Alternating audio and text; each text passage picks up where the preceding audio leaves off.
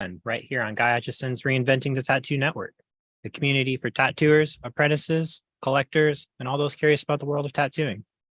We encourage everyone to join these live stream and real world events that we have going on. And we aim to educate and inspire one another to create better artwork, tattoos, and to ultimately leave the community a better place than how we found it. We stream out most days of the week, so be sure to check out the full schedule of events we have going on, as well as our professional development courses from over 20 world-class tattoo artists at reinventingthetattoo.com. You can find these shows on our Roku channel, as well as all your favorite podcast platforms. So just search for Reinventing the Tattoo and you'll find us there. Real quick, just want to say thank you to the sponsors who make this network possible. So thank you to World Tattoo Events, which has the largest, most comprehensive list of tattoo conventions going on in the world right now.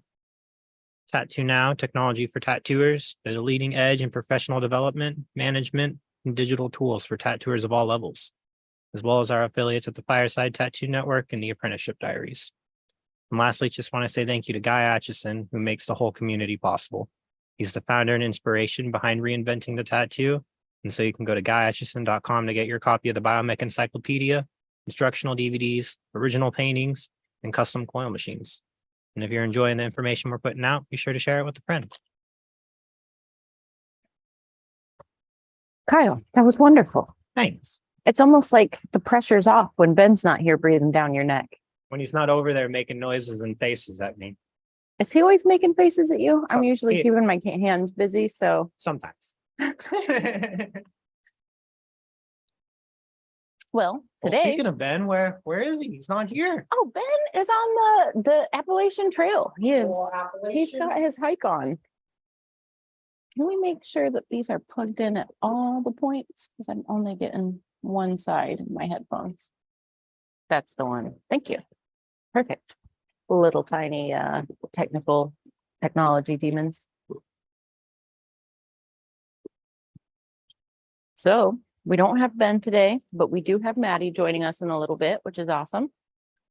Jordan, I think, is going to be joining us from upstairs mid-session, which is pretty awesome. So I was thinking I recently wrapped up the collab with Guy, and then I also recently started a collab with Amber Joy, another really awesome female tattooer from here in Ohio.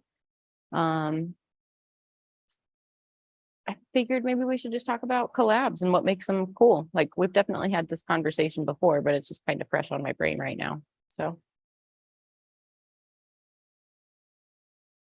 pressing the buttons, the ones and twos from over here. Yeah, making sure you can get in and that we see them. Yeah, you could slide the laptop closer if you want. Scoot it in. Look at that. Boom. Look, and it's still not even obstructing our view. It's wonderful. All right, perfect. So talk to us about your collabs. Well, I kind of just want to talk about collabs in general. Just like, I do want to talk about the ones that I've been working on, but I want to just talk about like collabs in general. The process between two artists, like coming to the design together.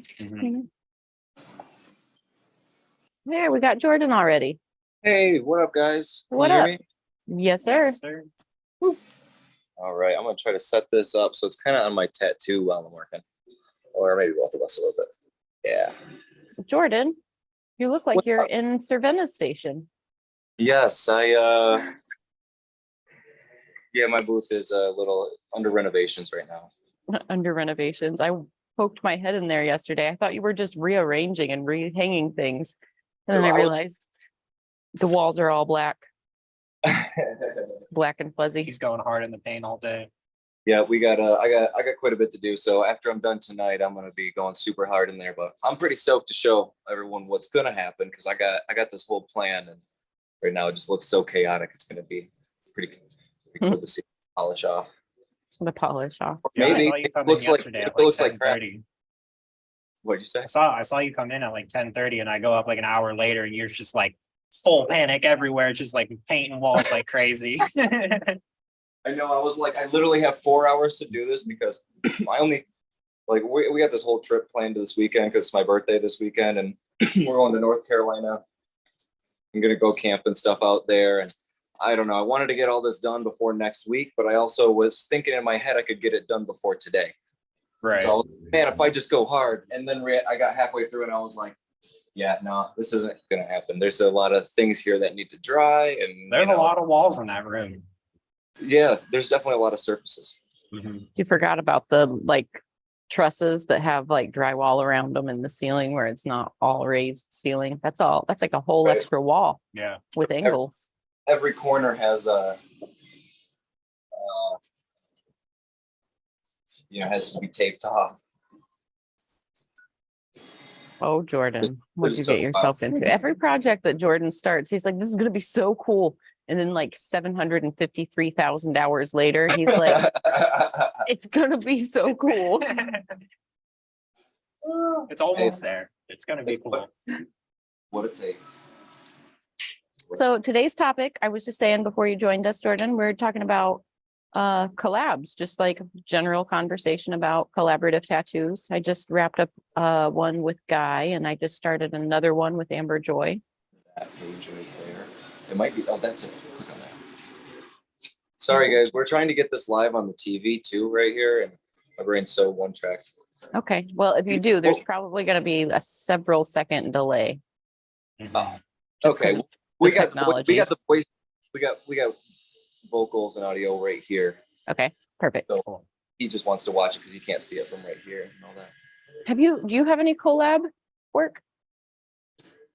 Me?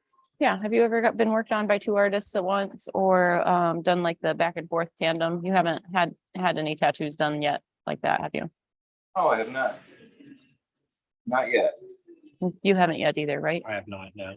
So I've had two projects done that way. And actually today I was preparing and I was thinking about my Topi and Russ collab, and I totally forgot about my chess piece being Adam and Ty. And I talk about that one the most all the Right. time.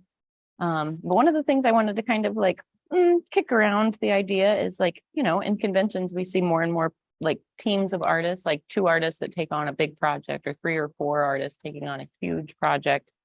And kind of like I guess it's just kind of like, I almost feel like there's two different styles or two different ways to collaborate. And I think one is like a true collaboration where artists like share the whole creative process, from like a discussion about the sketch to thumbnails back and forth to like this sketch or digital rendering that both artists have tossed back and forth and worked on together and created one thing. And then that becomes a tattoo that either artist can work anywhere on the tattoo and bounce back and forth, and maybe a layer from each artist in each area, where it's like truly collaborative. Like every inch of the tattoo is a collaboration. Every idea was considered by both artists. Every color was discussed by both artists. Or just like, well, if this is glowing this color, you know what the color palette's going to be, right? Yep, let's go. Right. Right. But the other way for collaborative tattoos to happen, I would consider more of like a mashup, where it's like two artists that are either the same style or totally different styles, and they just slam two styles together in a tattoo, and you can like distinctively see where this is one artist, and you can distinctively see where this is the other artist. I think both are magic, and I think both are like equally as valuable and equally as like, they've each got like their own charm to it. yeah, that's it. They've each got their own charm. Like even my tattoos, my chest piece, that was definitely a collaboration from, Adam and Ty going to the Franklin Park Conservatory together and starting a sketch there, to like the actual rendered sketch that they had stenciled when I showed up. Like it was collaborative from start to finish, and either one of them or both of them, however you want to word it, like worked on each and every area. Like the bad spots, Adam kind of stepped away and let Ty be the bad one, but it's okay. Yeah, you gotta play good cop, bad cop in that situation, kind of. Yeah. Right?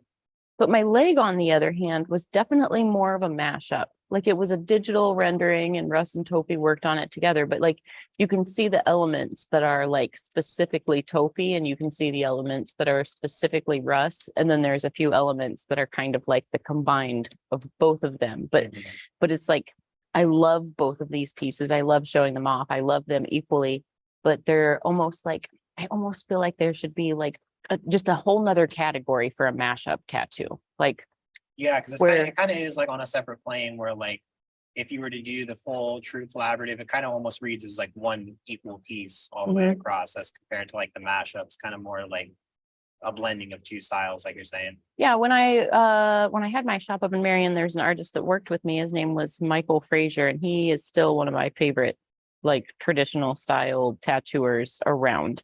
His line work is like flawless. Mhm. His saturation is his black is velvety smooth, like just sound good tattooer. And like when he would take a complicated design and then simplify it to something that could be tattooed in a traditional style, it was always like, huh, I never would have done it like that, but that's so effective and reads so well. Like Right.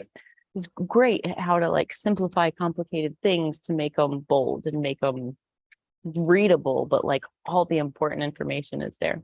Because that's a hard thing to do as well. Yeah. So anyways, when I was working with him, one of my first like true deliberate collaborations, like not one of those like somebody else started this tattoo and I need to fix and finish it, or I got this part done on vacation and now I don't want to go all the way back to yada yada. And you know, I call those accidental collabs where like I have to work with what's there and I have to make it as like Right. I got to make it as good as possible, even if there's already so many limitations. Right. But like, so working with Frazier, we had this idea to do this Star Wars tattoo for a mutual friend of ours. And she wanted a Star Wars tattoo to be like bright and have like super realistic space, but she wanted it to have like hard lines and be traditional at the same time. I was like, I mean, we could literally just have Frazier outline it and then I'll color it my style as if it's like a coloring book that I'm getting carried away with. Yeah. So even though both of us had input on it and like we played with the layout and then Frazier drew it, it was still, in my opinion, a mashup because it's his beautiful line work with my crazy exaggerated color all over the place. Right. But still a mashup. Like you can see like, oh, those are not Fawn's lines. Those are Frazier's lines. And that is definite, like Frazier did not do that outer space. You know, like you Yeah. can tell which one of us did which part. And I love it for that piece because that was like the deliberate idea. We wanted it to be like, this is my style, this is Frazier's style. And like he did the lines, I did the color. It's Right. You get clear the as best of day. both worlds. Yeah, You it's got like both the strengths in there for Yeah. each artist. But I feel like that should be in a different category. Like that should be in the mashup category. Like if there was a mashup category. I You know what definitely I'm We just saying? need to like rewrite the categories. and make our own, Maybe. Well, I I mean, don't- like little lists. I definitely a collaboration where I like to not. I don't want to see. I want to see both and neither at the same time. Like when I personally, like that's what to me makes a really good collab. I know there's definitely like a category for both. I think I agree with that. I definitely. I love it. Like especially when I see guys collaborations where I can't. You can't tell where one starts and the other begins or anything. You can see both of them in it, but you can also see that it would not be what it is without both of them because it's also so different from what they might or like what they normally do or something like that where it's like, oh my god, that's so guy, but oh my god, that's fucking so Blooky or so Mhm. fucking whoever it might be. it's And funny. I love that. Or like our collabs I feel like are that way as well. Oh, mine and yours are, yes. Yeah. Yeah, I feel like we toss the ball back and forth really, really well. So the collab that I just wrapped up with Guy, I love standing next to Lauren when she shows it off to somebody and just trying to listen to them figure out which one of us did what part. And Right. like it's either backwards or it's like I'll be like, oh no, we both did that. Or like he did this part first and then I did the second layer on this. And like we'd move all over it. But it's just funny to hear people say like, that doesn't look like Guy's work at all. But I've got this beautiful landscape that Guy did hanging in my tattoo studio. And then he's got that other like surreal landscape that he just recently finished for Sandy, which is super breathtaking. Mhm. So like maybe it's not like your typical everyday Guy bio tattoo, but like if you look at his bigger body of work and his paintings and the way he plays with clouds and lights and sunsets and plant textures and tree textures and like all of those other things, like how can you like you don't see that? Like, you don't It's see like, the it's clearly combination? there, Like yeah. that is clearly guy stuff in here. But it's more like the style that you're more likely to see in his paintings than his everyday tattoos. So like Right.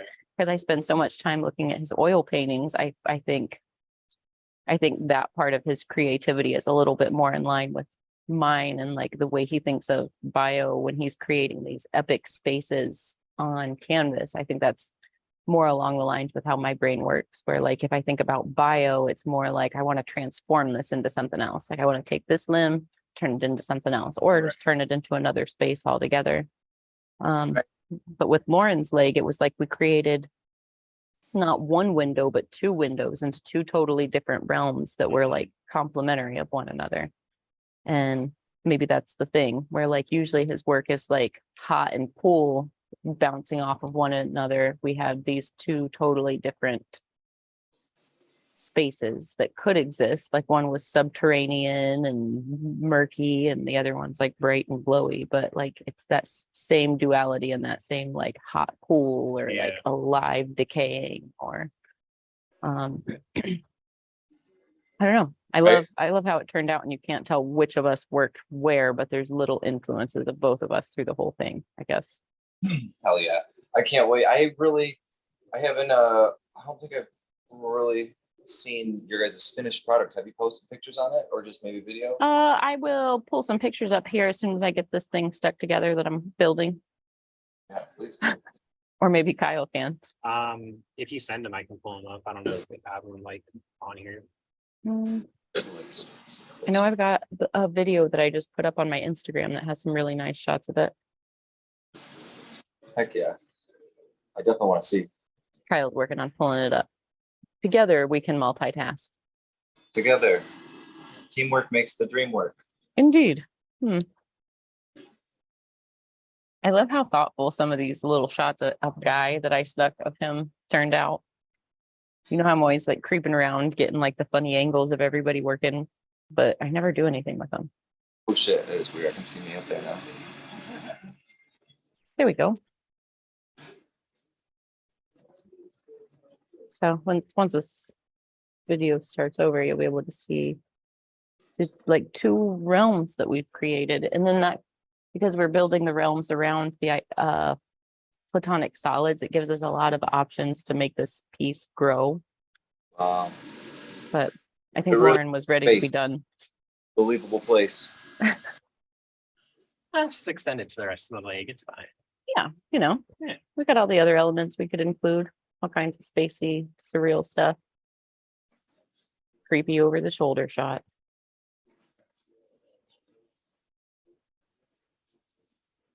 And then Monday after Hell City, we had the chance to, Amber Joy and I had the chance to start a project on Jess, the True Tattoo Supply warehouse manager. Oh yeah. Yeah, we got a super solid start on it. I would not have imagined it would be that easy to work with Amber. Like when we sat down with Jess and we started talking about her ideas, and I think Amber and I we both started sketching across the picnic table from one another. And then when we showed each other our sketches, they were almost the same, like all the elements in the same places, just from like using our words to build the image. So I was like, oh yeah, this is going to go easy. And then once we got the stencil on, got everything sized appropriately and worked out those details together. Once we jumped in, it was like, okay, well, let's focus on this and this right now. I feel like Amber and I agreed to what needed to be committed right away.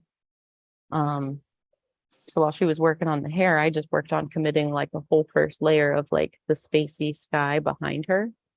And then at the end of the session, when Jess was getting sensitive, we just kind of like buzzed in the like elemental details, just to kind of commit that stencil for us for next time. But I think this is going to be, I mean, Jess is not a small person. She's taller than I am. Like this is a very long leg we're working on together. So I feel like we got an incredible amount accomplished for our first time working in such a way together. I feel like we'll easily complete this project in our next session. And then as well as this went, I hope that Amber and I get the chance to work together some more. Kyle forgot to do, was that pause the whole time? It was paused on like the last piece. Oh, well, bring that back up unpaused.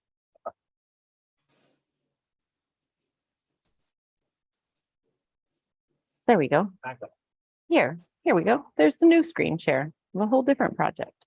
Oh, no, that one was planned.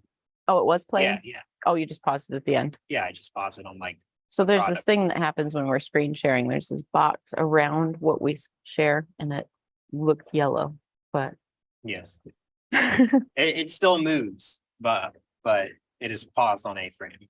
on A-frame. Yeah. Perfect. So was that your first collab with Guy, Paul? Yeah. Yep. I was pretty flattered that he was down to do a project like that with me. Yeah, that's super awesome. How many hours did you guys put in together on that? Oh, man. I feel A like lot. that's, of course, we all love Poor Guy, but Lauren. Oh, I what, don't know. 3 sessions worth? 3 sessions. Yeah. Yeah. Definitely 3 3 sessions days. at Guides. Mhm. feel any like superpowers or like any more like a beaming aura of energy beaming out from your heart after you're leaving from those experiences? You know, I love visiting hyperspace and visiting with Guy and Michelle and Kaya anyway. So I Like it's always like a- feel great when I leave. Every time I leave there, it's a spiritual experience. I just feel like I can't imagine creating out there too. So there is this cool thing that happened on our second session together. Is that the session that you came out? Yeah. When you got your soul blasted? Yes. Okay. It was in his shin. So Guy and I were working away and I just kind of like, I don't know if there was a lull in the music. I don't know if it was just more quiet in that moment, but I realized that our machines were working like they were running harmonically of one another. And it's a really cool thing that I haven't experienced since I was working with coil machines. When Frazier and I would be working, he had these hand-built machines. Another tattooer that Frazier's close with named Don Coling made these machines for him, and they just ran like tops. They were just great running, everyday, like workhorse kind of machines. And I was using Brian Dixon machines almost, not Brian Dixon, Brian Adams machines. I was using Brian Adams machines almost every single day. And again, they're just like built to be tough machines, like machines that were just built to keep going. Like they weren't pretty, they were functional, they were great. But when Frazier and I would be working side by side, our machines just sounded like they were singing together. There was just like this beautiful harmonic. I could imagine that. Yeah, it was. I think it's definitely something that Frequencies all aligned. Mhm. you're creating a frequency that you're able to control. It's the same thing that's happening with a speaker. You're creating a frequency that's, from a vibration, Mhm. and you're being able to change that through amperage or, through that power supply and how much power you're giving that. And so you can change that. And you guys, if you were to see what I'm sure you were, it was probably like a C note, or I'm not saying what might have I don't been, know. but it was some note and you guys probably harmonized on that Yeah, note. it was a And then perfect there's harmony. the repetition of how fast it's going too. I don't know. There's a few things. Yeah, so here's the thing. For those of you listening, if you were in a tattoo shop 10 or 15 or 20 years ago and there were multiple people working, here's what you would hear from one machine. Yeah, yeah, yeah, yeah, yeah, yeah, yeah, yeah. Okay, so here's what you would hear from 2 machines. Yeah, yeah, yeah, yeah, yeah, yeah, yeah, yeah, yeah, yeah, yeah, yeah, yeah. So if you added like 3 or 4 machines, it became this chaos of like noise where every machine was on a different frequency and a different wavelength, and it added like a whole nother layer of noise pollution to the environment. And that's one of the reasons that old tattoo shops were so like they always had their music so loud, because it was just like it's like hearing multiple alarms going off at the same time when you have many machines running at the same time, and then they're being run and moved at different rhythms. So That's what music- you're like every single day, not just an annoying tattoo experience. It's what Right. you live all day, every day. It's not but just sometimes the when joy of- Frazier and I would be working, that. there would be this thing that would happen where like it was like our rooms were side by side. So we were close enough together that we could talk, but we had privacy of one another. But our machines would start humming, and they would hum as if it was one note. And he and I were usually listening to like Black Keys or something like that. So it was easy to like move to the rhythm of the music. So if we're moving our hand at the same rhythm, and then our machines are in sync harmonically, you just have this soothing, like buzz, just one solid, beautiful buzz. And it almost like, I think that's part of the thing that like hypnotized our clients to sleep. But so that's been years since Fraser and I worked together, and I experienced that. And I always loved that thing because it would like put a different charge in the air. It was like when our machines are in sync and our hands are in sync and the music we're listening to is in sync and our clients are happy and we're in a good mood. It's like the whole feeling of the room kind of elevated based on the frequencies that we're blending from our two machines. And then you throw in like the creative energy that's coming out of our brains at the same time. So anyways, long story short, I always thought that that was a really cool thing that happened between Fraser and I when we worked. And I thought it was like a testament to the quality of both of our machines being similar, and like the way we worked and handled our clients being similar, and all of those things. But the cool thing is for the first time since working with Fraser, I got to experience that again. Guy was working with a Cheyenne. I was working with a Mast. So like opposite ends of the spectrum as far as like machine price. Yeah. But you know, I love the Mast machines. I think they're just as good as any of the other ones out there that are so much more expensive. Anyways, that's a side note. Beside the point. But my machine and Guy's machine just kind of like synced up, and it was the same exact thing and the same exact charge in the air and the same, like, you know, our brains were working. We were both concentrating the same. The music was on, but low, or it had stopped. I'm not sure. And our machines were just humming together, and our hands and wrists were moving at very similar speeds. So it turned into this like harmonic little symphony of sound. And like, I could tell, like, I made note of it when I noticed it was happening, but I could tell like the longer we were in sync like that, the more like relaxed Lauren was while we were working on her. You know what I mean? Like once that charge in the room changes and those frequencies start being put out, it's like everything just kind of gets rid of all like the dissonance in the air. yeah, it like pulls us all together into one creative, like I feel like your mood even lifted when this phenomena I remember happened. you like pulled me over. You're like, check this out. Check this out. Come close, Kyle. Listen, this Yeah. almost never happened. I've never experienced that with coil machines before, or with rotary machines before. But also, how often do I get to work side by side with somebody where we're working on the same piece? We've brainstormed about it from the start. It was like same wave like the entire time. Yeah. So it was cool that like, even though our machines are the tools that we used were totally different brands, in theory, one should have been way better than the other, but like the sound and the feel would suggest otherwise. Right. So, so we just had somebody else join us. Maddie just got here. You want to come sit with us? We'll kick Kyle over to the corner. He's got dinner over there waiting on him anyways. I snuck a little. You snuck a few bites. I scarfed right before we went live. That's why I've got there. This episode has been brought to you by sustenance provided by Rallies. Big Buford. Perfect. Here's how I ordered. Could I please have 2 big Buford meals with Cokes? Awesome. Let me know. I still haven't fired this thing up. I've been sitting here playing with it. That was like an ASMR video of you licking that. I was like, no, I can hear you in here. I was like, no. Oh, Try to lick it more quietly. Sorry for all of those ASMR. liked it. or Lick it closer to the microphone. that was- I shouldn't. I shouldn't. oh, so you're just talking about how like one should feel more painful than the other.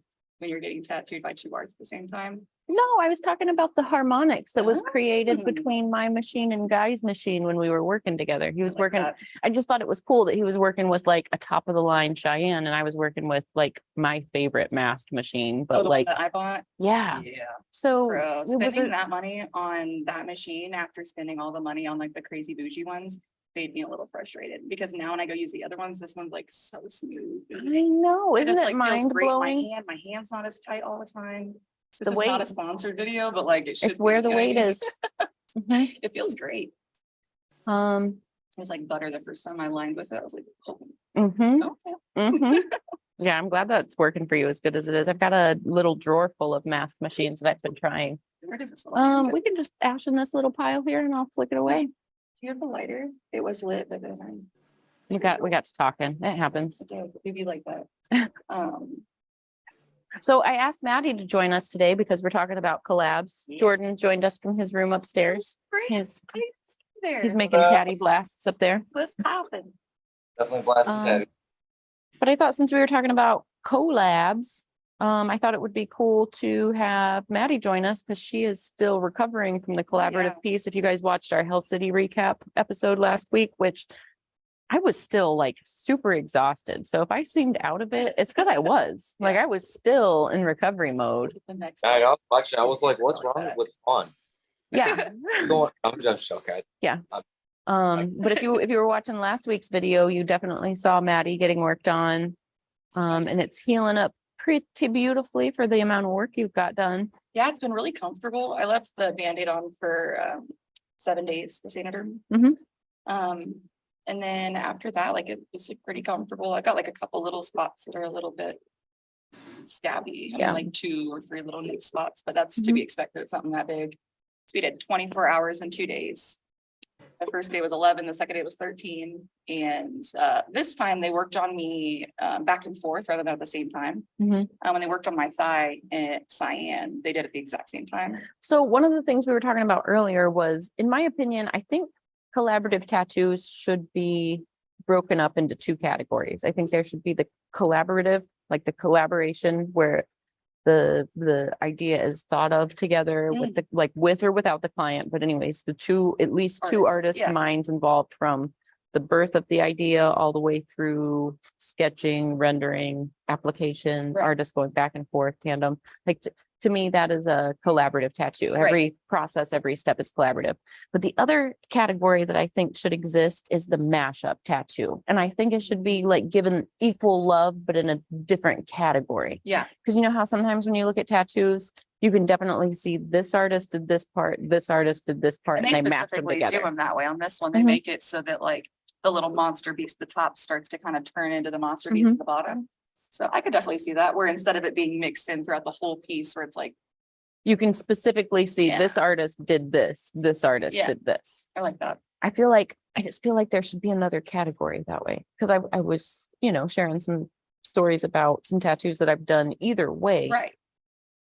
So I love the way it looks when you can specifically see each I do artist's too. style. And that's where I think that should be in a category of its own. And then the actual collaborative tattoo is where like you lose track of which artist Who did what. touched what? Yeah. Or like if you were think about it like this, like imagine the 2 artists and the client, or the 2 artists or 3 artists or however many artists, they think in such a way that it's almost like a whole new creative mind, Right. a whole new creative approach and process, because now we've got so many elements working together. And we're kind of like picking on the same pieces of a Mhm. part of it to make sure that it's like the best piece that it can be. That's a different kind of collaboration, I think. Like Yeah. you said, than the like 50-50, you can see What- where so- Caitlin worked and where Jeff worked, So this one, I knew that they had, different styles distinctly, but like from this idea on, they were rendering this and building it together though, Yeah. right?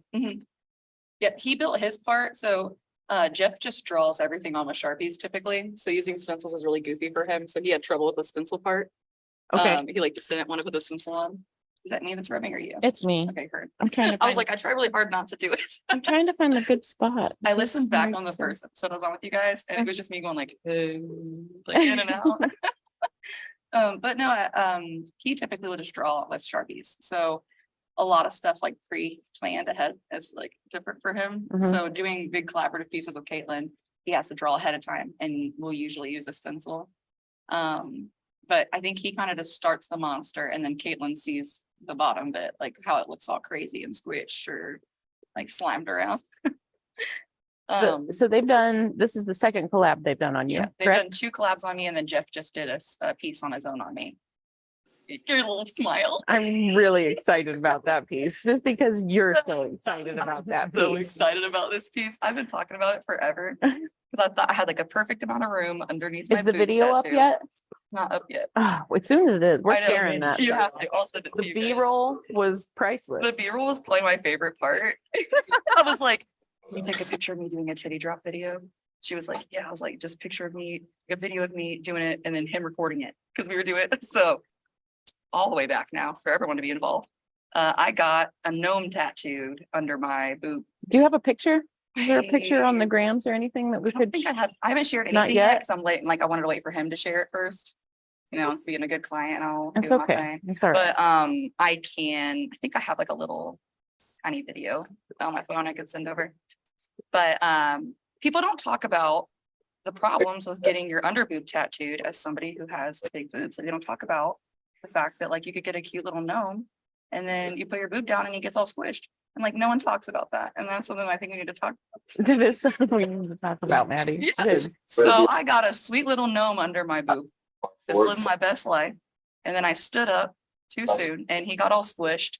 So the final tattoo I have under my boob is just a gnome that has been squished under my boob. And he's like splattered and his dick and balls are out. But first of all, I need to, she keeps calling this her underboob and like most sorry, women call their technically it's underboob underboob. is like the underneath of the boob on the rib. This is boob, but it's But this is under actually the the under boob, boob, the crevice. Yeah. the under of the I'm boob. gonna send It's this wonderful. video I've over never to Kyle. seen a placement quite this clever. Send it And to the Oh, tattoo tattooing one, yeah, collector. yeah. Tattoo collecting. we're supposed to be talking about the collabs, but we got distracted I'm by sorry the about gnome. the It is gnome. the It's freshest. the It's the best. freshest. You just got it It's day so before fresh. yesterday. Yes. So I sent the video. He has Senator on him, so you can't really see him in his full glory. But I had this like vision forever that I was like, it'd be really goofy to have an interactive tattoo with my underboob. I love it. You see like the stick man on the trampoline all the time. So the original drawing we put out for everybody to show them what I was getting was just this cute little gnome flipping everybody off, and it was on my rib cage, basically. And Sorry, Kyle. We're I gonna could do have the pressed a video. button.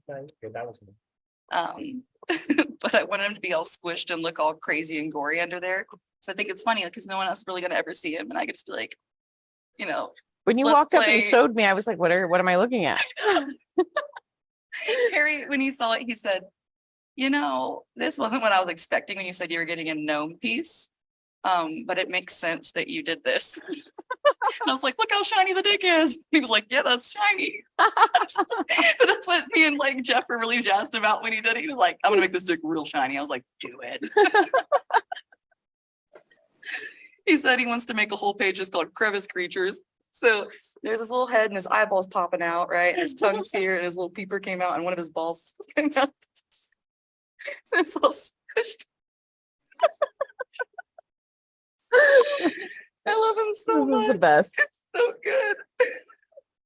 And like you really have to do work to I mean, I like had it prepped there in the video, but you really have to do work to see him. So like so like it's like a whole situation. I told you I was like, I can't wait to do like 2 truths and a lie with people. Like I have 2 tongues, a smush gnome under my boob, and I collect books. You know what I mean? Like something like everyone's like, Oh man, I definitely, you were right. You'll win 2 truths and a lie every time. And also I'm hoping to just clean up at most unusual every time we go anywhere, because that's hilarious. I That think is it's pretty wonderful, unusual. especially if you like lift it up like this and you're like, you lift and you're like, where'd it go? Yeah, like, oh shit. I can't. You like accidentally drop it and you're like, oh no, we squished. The videos I like the best because like I let for 24 hours on my Snapchat story, everyone just saw that I was getting a gnome under there. And then everyone was like, where's the picture? Can I see it? And I was like, guys, I was kind of ashamed to post it because like you got all squished. Like this isn't for big titty girls, you know? It's just a squish no. It's so good. It's wonderful. You Yeah. know, it is, while we're on the topic of chest tattoos, when Adam and Ty were working on mine and they're like getting it laid out, and it was the day that they're like the flower of it, they had stenciled ahead of time. But a lot of the like growing, like scroll work and like the, Ty's rock Right. forms, like a lot of that was just Sharpie. Yeah. So like as they're drawing on me, I was like, man, like it just occurred to me, like if I had larger breasts, you couldn't even do a tattoo of this style on me that reads the same way.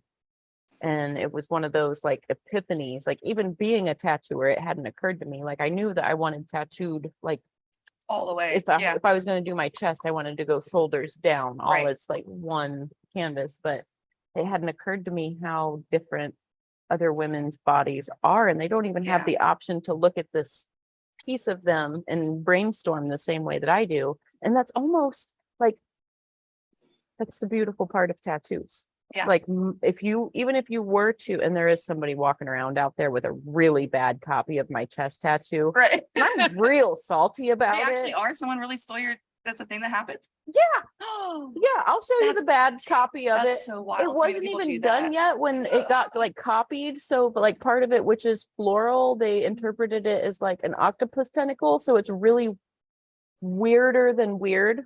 You know what I mean? Like you wouldn't see a bright glowing orange Did their own thing with it. flower. Yeah, you wouldn't see that with an octopus tentacle. They changed it. don't go together. You do there. Bio has no rules, but it has so many rules at the Yeah, same maybe time. One rule maybe is just Don't make rip it up off. yourself. Yeah, and it's a guy. It's a guy walking around. Yeah, yeah. So anyways, but like somebody like you, even if you wanted to copy my chest piece or do something similar, you'd It would have to sit go so about different. it so differently. Like you'd almost have to like think of your body in either different layers, which you have. Like Yeah. you thought That's about what we it thought as about like when first this after was we the left top, the room. this Yeah. is the under, and then that's belly. Yep. Where Yeah, it was hard, like, because I knew I wanted my chest tattooed. Because for me, like, I was always really weird about, I was always like a really awkward little goblin, very like self-conscious and like myself.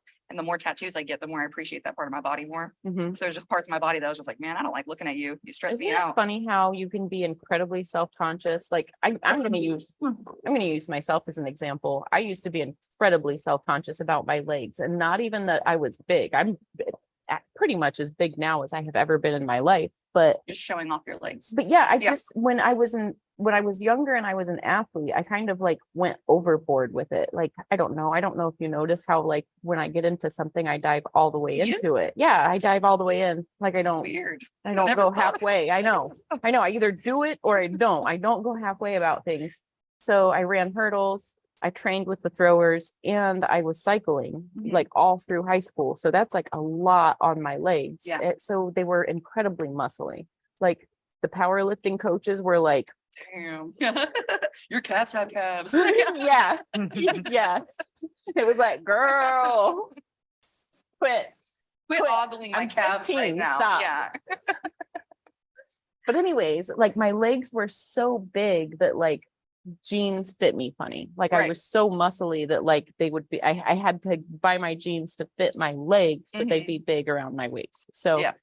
I mean, I still have stretch marks from how big my legs got so quickly when I was Especially in when you're high building that school. muscle and like you're at that age wasn't and feminine. how fast you're doing it. Yes, it Yeah. wasn't feminine. I mean, I liked being strong. I loved what I Right. could do with my body. I loved It's what cool to I push could that do with my limit, but body. then once Yes. you get to that point, you have to go, okay, do I want to keep going past that? Because I also body built for a while and you go through this weird point where I remember I hit like I leg pressed 600 pounds. I hit that point. I was like, boom, leg press. I did like 5 reps, boom, boom, boom, right? Our And it was like very soon after my legs leaned out. Yeah. And I used to have really big legs. My legs leaned out, they got thin, which is like most people want when they go to the gym. But I was building muscle and it gave me anxiety. I was like, that looks Oh, so man. weird to see your body and like Because it goes from such one extreme to like a different, where it starts to like just sit normal, you know what I mean? Like nothing crazy and you're like, oh, Yeah, I was really like the top of like my arms have always been pretty little, like, I'm smaller chested, so I never like looked big. I feel like I don't even necessarily, I've got a little bit of a belly now, but I don't necessarily like look big. No.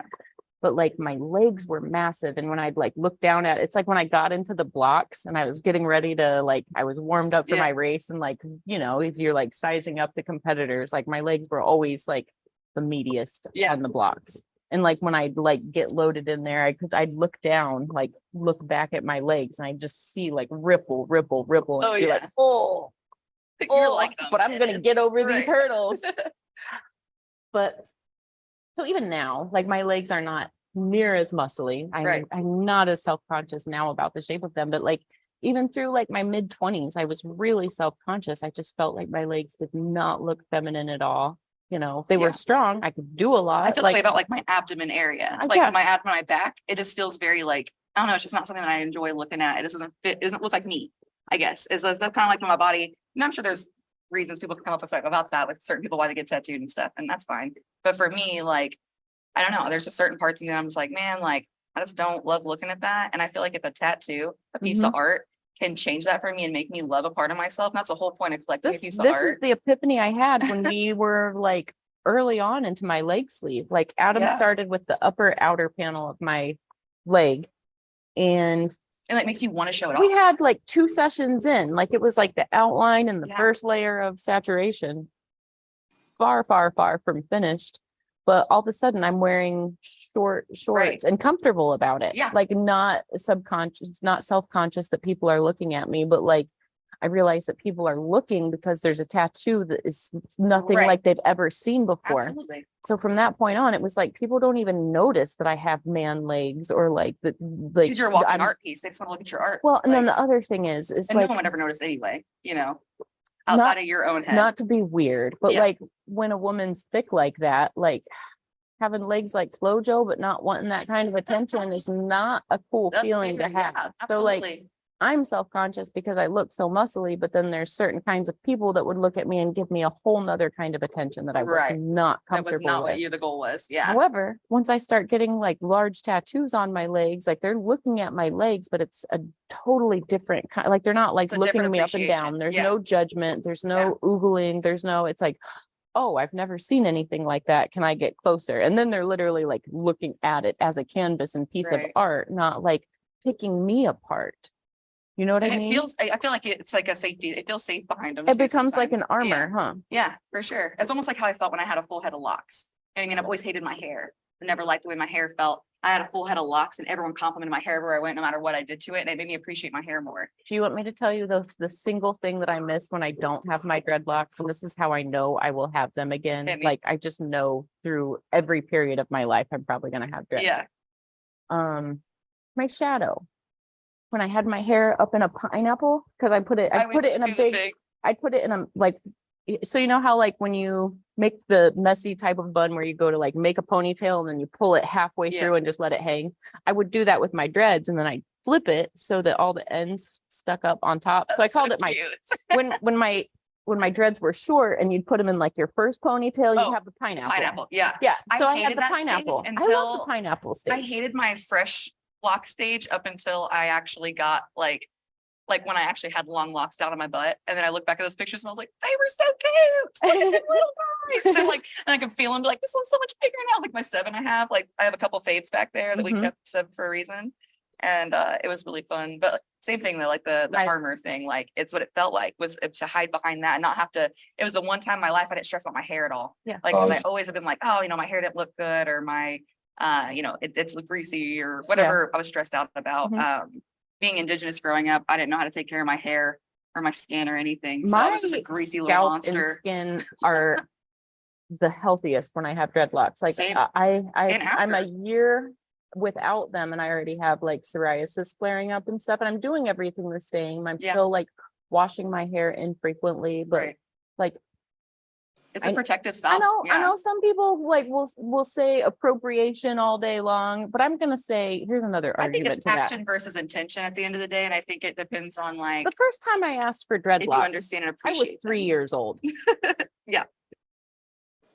Yeah, no, my girlfriend's daughter has a lock in the back of her hair. She said since she was 2. I It's just this couldn't, one lock. I couldn't and have them it's till like- I was grown. My mom wouldn't allow it. She was Oh. like, no. Christina, She was like, let me brush that mop. Come here. Christina was fully locked down to her butt cheeks, like natural hair. So she, like when Amelia, she just did a little one on Amelia, Mhm. and it's like real long now, and she keeps it and like she loves it. And I don't think anything about it. I never had anyone approach me about my locks in a negative way.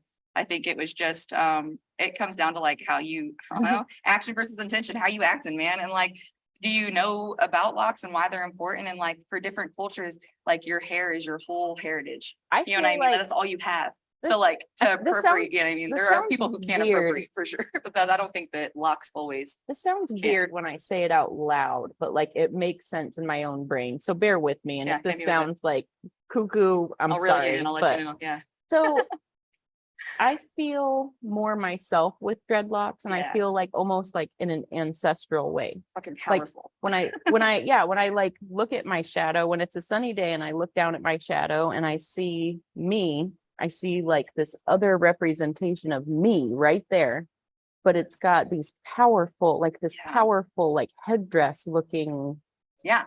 thing. And it like, I feel like it changes the whole See, the aura reason that of you my appreciate, shadow. like the reason that you like your locks and the reason you appreciate them is like, that's as long as you feel that, Mhm. you know, that's why you're getting into it. It's like that. For me, I got rid of my locks because it, in my culture, when you shed hair, whenever bad things happen, you know, and I was thinking about that. And like, as I learned more about my culture and learned more about myself, and I was like, oh, that's kind of cool. It's funny And I you thought say about this it. because right before I cut mine Yeah. off, I really cut them off because like, all right, they're getting long, It they're was getting holding a lot heavy. of heaviness and I had to get rid of that. They're Yeah. this far from touching my butt crack, and I can't handle my hair touching my butt crack. Yeah. It's been a problem since I was a kid because it like it grows fast, and like I just don't like that Yeah, feeling when that's my hair fair. touches my butt crack Not in the everyone wants shower. hair in their butt crack. It's Yeah. just I can't help it. You It's wanna one of pull your hair? those My like sister did it when she was younger. I I just get it. can't. It's I can't deal with it, and I don't. It's a me thing. There's if I'm not judging anybody else got if your butt crack, hair's you can that long. have That it. is Yeah. fine. Like you do you. But Yeah. for me, As for me, Nope. my house. so I didn't feel right about cutting my dreads.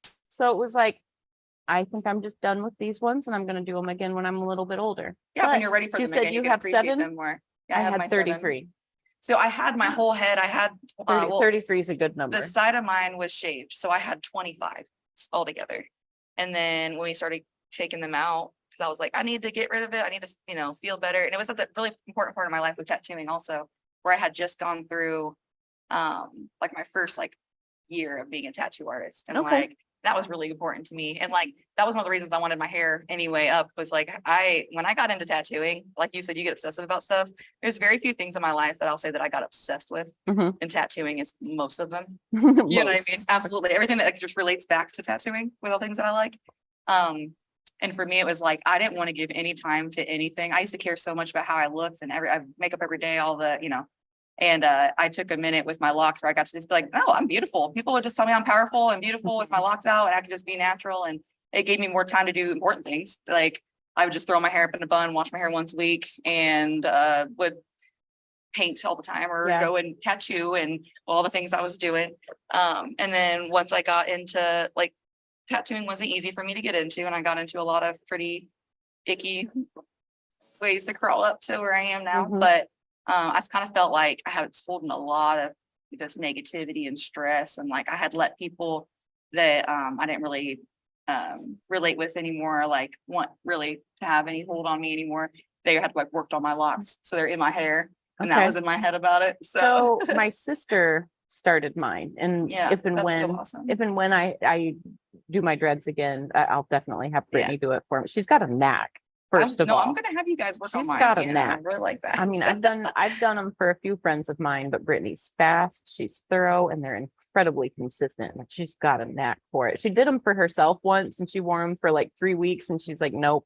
Not for me. She likes running her fingers through her hair. Like that's her fidget. She sits and just runs her fingers through her hair. Like where with my dreads, I would sit Yeah. and like just like rub the end of my Oh yeah, I would dreads. just grab them when I was stressed out. I would just like I had like my favorite one that was real fat and it was like real matted because I was always touching it. You know?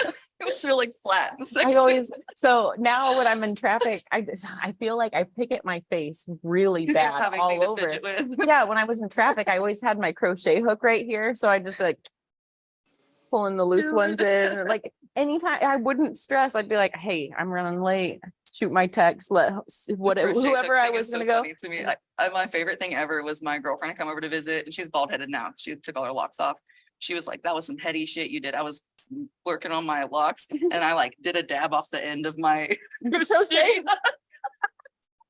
And she was like, "That was some heady shit you just did." Oh man, I'm amazed we weren't friends during this time of our lives. But no, back to the tattoo part of it, but it's like an armor thing, kind of like with my locks. And I felt like all those areas of my body that I was always really like selfish about, or like self-cautious about, or like just kind of like insecure about. Mhm. The more I get tattoos on them, the more I'm just comfortable being out and being myself. And that's kind of why I like to tattoo, because it's cool to let other people, like people who come in and they're kind of like awkward or whatever, and seeing them get more and more tattoos and seeing them be super fucking confident and like taking pictures, hot pictures on Instagram, like get it. Once I had this epiphany about my own collection, I really started taking pride in what I could do for other people. Yeah. Like It if feels somebody, there are some people you ask them why they got this tattoo and they're like, I don't, because it was cool. good. Right. Okay, let's break that phrase That comes down. down Let's later, break yeah. that phrase apart. Like between you and I Yeah, and yeah. the wall, we're gonna Yeah. break that. When somebody's like, why'd you get your tattoo? Because it made me look cool or feel cool or it's cool. Okay, let's take that phrase and take Right. it apart. When somebody's like, oh, it's cool. It I means want I it because feel it's good. cool. Yeah, Yeah. it means I like it. it makes me feel better Yeah. about myself. Yeah. I feel cool with this Well, thing on my who body. Yeah. else on the planet can do that for another person? I mean, therapists can, but Right. it takes years and costs a lot more than what we charge, even the most expensive tattooers. Absolutely. Yeah. I think When you that can it's really walk cool. in- Yeah. Take control of your body and then give that control to another person. Like have control of yourself, surrender it, and then that person takes that trust and gives you all the power you ever wanted. And you get up off of that table and you leave the shop more confident than you walked in. Yeah. That's a pretty magic And that's thing. just for you. That's for the people that you're around too, because I've always been a really self-conscious person, just really anxious. And my clients portray me as like this very confident, bubbly person. I'm like, oh, cool, thank you. And it's just because I have tattoos now, so I'm not as stressed to talk to people because I know you're looking at these and not everything else. I had made that TikTok a while back where I was like, I used to get really anxious about like, are my clothes too much? Am I doing too much? Is my lipstick too much? And it's like, you Do have too a much. face full of Just tattoos do and it. jewelry. You Just are too do much it. and you like it. Just do that. That's Yeah, fine. You Just know? do it. Yeah, it's fine. You're a little goblin. And I think the more that I get to be that little goblin person, the more confident I am just to do my own things. And isn't it funny how like Because they expect me to act messy. how If I do act messy, you already thought I was going to a lot of times when I roll up. isn't it funny how the more you like unabashedly just are yourself, the more permission you receive to be that? Oh, absolutely. It's so funny when I see people that have anxieties and those anxieties are kind of like that crippling thing for them or that thing that holds them back. In reality, like take that anxiety and just step on it and Yeah. own it. You know what I See, mean? mine, I had to just kind of, she's with me all the time. We're very anxious. So I just kind of backpacked her a little bit. So I have anxiety, very bad social anxiety, and I'm very talkative and I can do things like this just fine. And it's because my anxiety comes out like adrenaline, right? So in the moments I'm like, we're God, do it. And later I'm like, oh my God, I did that. That was wild. And I like will overanalyze everything. And it's like a whole situation. But for like, that's why everyone, like I grew up in a little country school and being a little weirdo that like ate art, like lunch in the art room and just worked on the wheel, I was always, and I look back on pictures of me, I was a cute kid, but in my head, I was a little monster and I like hid away from everybody. So a little bit of it I did to myself, Then as I got older, all the things that people had always like picked on me about, like you babble, you talk too much. Oh, we went on a whole car trip and it just wasn't a moment of silence. Like that's a superpower. A lot of people can't talk to just anybody. Mhm. I can roll up. I mean, that's how I met everybody here, was just being nice and talking to strangers. I would have never worked here if I not just like went up and like, want to smoke some weed with me? Like I didn't know anybody. I was like, I like your art. You do tattoos or something? Like, like it just be nice. And I think that finding this industry was really important for me because now, the having to talk to strangers and be able to babble at people when you're anxious, how, a lot of people like to be talked to when they get tattooed. Yeah. They can't talk to you. And if you can just hold a conversation with yourself, Jordan and I were actually talking about that the other day. If he has time to tell you what he was talking about, it was really funny. But he was talking about like kind of, yeah, do you remember? No, you keep going. You keep going. I Oh, explained. yeah. He was talking about how he was like in the middle of a conversation with a client and I forget what topic they had got on, but he like asked a question out loud. And then like the client was like, yeah. And he was like, yeah. And he like went off of that and like started this whole tangent, like deep thought. Like he was just kind of like, he's like, sometimes at the end of sessions, I kind of just like word bomb people, just kind of keep talking to him. Cause like that's where my head's at, where I'm like focusing up. I have to like have something else stimulating. So I start like deep thought into things. And I think that's like as a superpower. You know, a lot of people feel just sit there awkwardly. I feel like can't talk. here's the thing that happens to me, like, you know, with most of my clients smoke. Right. So I invite all of my clients to smoke with me, but it's kind of like my switch. Like once I get to the shop, I come to the smoking area and I just kind of like shed all of my stuff that's going on, whether it's good or bad. I just shed everything that's going on, Right. and it's time for me to switch gears into my client's Yeah. space and have them kind of switch gears into my space as well. It's just kind of like our like, let's let it go and Right. how's your life? Da, da, da. So anyways, at the beginning of the appointment, when we're having our smoke and chill, we'll call it smoke and chill. I kind of get an idea of what's going on with them, and you know, usually I can tell if there's something they need to talk about or if it's just a regular day. But then I find that once we get upstairs, I kind of I'll prod them a little bit maybe, but I feel like a lot of people just kind of like talk about things that are going on. And Mhm. sometimes it's just like, here's what my kids are doing, da da da. Sometimes Here, it's out of pocket and I love it. I'm not gonna lie to you. I love those sometimes it's clients. crazy, but I feel like the thing that I do is I like listen, and like as I'm working, I'm mulling over their things, and it also Yeah. gets my brain reeling to similar situations that relate.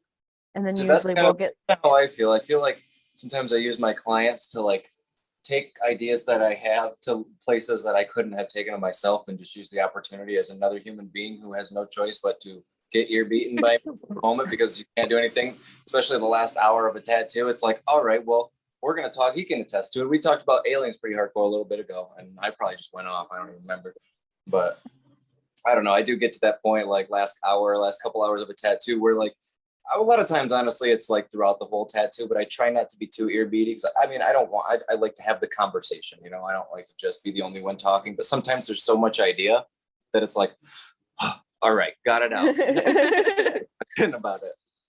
But I like that, just the idea of like, you know, just like a collab, like it's a collab on an idea. And I really do see it that way when I have conversations with people. And I really like to pry certain ways that some people are thinking, just, you know, only for the fact of like, and not in agreement ways, not usually that, but like, say like if I'm, you know, it'd just be like random shit, like we're talking about AI or something like that. Like, oh, you know, I don't know. I just try to think of questions that like, you know, I want to know what other people think about that. I want to know what they think about the idea that they have, you know, depending on maybe some clients I have think about this way more than I do. Maybe some people don't think about it at all, and everywhere in between, but it is interesting to see like the different, you know, not that ChatGPT or AI is like the point of the conversation, but you know what I mean? Just in terms of Yeah. random that I could come up with, because I do think about that kind of stuff a lot. And it's always, tattooing is definitely my time to really get down and think about things like that. And, you know, I'm just kind of like stuck in my head the entire time, you know, as the artist too. And I don't know, I really, I enjoy my mental space. So I like using that as kind of like a playground if I can. You know, some days I'm really quiet, might not even be in a bad mood or nothing, or just like hardcore work mode, just thinking work thoughts, or you know, it can be project to project, that's for sure. Because sometimes I can shut right up and not work at all because there is so detail oriented, so careful, so delicate and all that, that, you know, it's almost, I don't know, I just shut up. It's like, It's kind of cool too with your clients. A lot of times, my clients like surprise me. All of the like I had a Lindsay when she comes in here. She'll just talk about stuff, and I'm like, bro, you're smart, huh? Like it's like when you talk to Jordan, you're like, oh, talk to you. I'm like, okay, yeah, say more things. Like I love that. It's really fun. Some clients just like they come in and you wouldn't expect them to have some just like in-depth knowledge on this thing that you like.